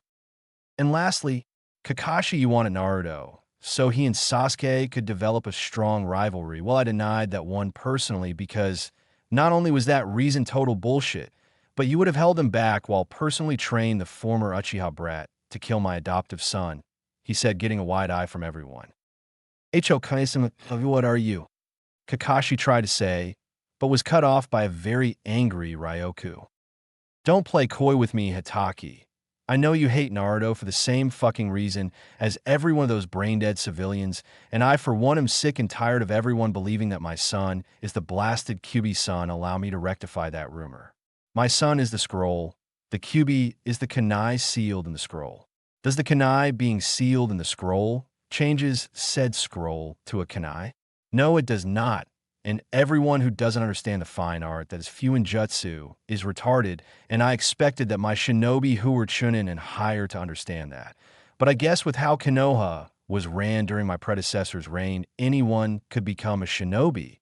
That is why, because of this, I've decided to change the requirements to become a genin. He said, completely pissed that some of those who stood before him were even considered jonin. Hokage-sama, I understand you're upset, but rarely anyone aside from a select few. No one knows how to perform Fuinjutsu, said Hayashi in a solemn tone. Try not to sound disappointed. Then I want all shinobi and kunoichi chunin and up to attend a mandatory Fuinjutsu class every week for 1 hour. No exceptions, he said in a serious tone. I'll see to it that the classes become available, Hokage-sama, said Mikoto in a respectful tone, knowing to keep work and pleasure separate. Good Mikoto Dano, see to it that the classes are ready by tomorrow. Oh, and if you're late, he said, direct this to Kakashi. I'll demote you to Chunin and put you on gate duty personally, he said, getting his message across as the horrified looks from his jonin were apparent. That goes for you too, Umbu-san, he said to his hidden guards who appeared before him. But sir, some of us have significant training in the art, Bohr said, trying to get out of doing the class. Oh, then I guess those who do wouldn't have any problem performing 3 level 4 seals, which is the average level for most shinobi tomorrow, he said, getting his umbu to nervously shiver as they only knew level 1 and 2 sealing arts. So, the Ambu bowed their heads in defeat. We'll be there, said Bohr, knowing that his Kage had won that argument. Yeah, that's what I thought, said a smug Godame Hokage. The Hokage then turned to his shinobi. Now that is out of the way, you may begin in either training your genin or doing mission. Until the next hearing, dismissed, Ryoku said as his jonin, and Umbu shoe-shined out of his office, leaving the Hokage and his advisors. Wow, that was intense, said Hiruzen as he walked over to the sofa. I know what you mean, Saname-sama. Hokage Dano had them all by the throat, something I've only seen quite a few times with both you and Yandame-sama, said Hayashi, as he unsealed some tea and a plate of traditional cookies. Well, I for one am somewhat disappointed with some of the current Umbu, jonin, and Chunin who had a hand in the assault on my adopted son, said Mikoto as she picked up a cup of tea and took a sip. Those who can't tell the difference between a kunai and a scroll are usually the ignorant who knows next to nothing about the ninja arts, and it's a shame that there are ninja who are no different than the civilians, Ryoku said as he sat next to Mikoto and grabbed a cookie. So, other than that, what do you think of the current teams so far besides Anko's team? Asked Hiruzen, who took out his pipe, then proceeded to stuff some tobacco into the pipe, light with a low-level Katan Jutsu, and took a drag before exhaling a stream of smoke. So far, I trust Kurinai and Asuma to give each of their students the attention they need and will help guide them grow stronger as a team. Team 7, however, knowing Kakashi, he'll most likely train Sasuke while leaving the other 2 to their own devices, Ryoku said as he ate the cookie in one bite. This prompted Mikoto to elbow him in the gut. How can you be sure? Asked Hayashi as he went seeing Mikoto elbow Ryoku. Gulp, Kakashi is an 8th-grade hypocrite who'll say some fancy line, but when the chips are down, he'll play favorites. Such a shame. Sometimes I wish Minato's other students were alive. Rin and Obito were some of the best shinobi upstarts I've ever seen since Minato-sama and Kushina-sama, he said, giving a sideward glare at Mikoto, who ignored her husband as she drank her tea.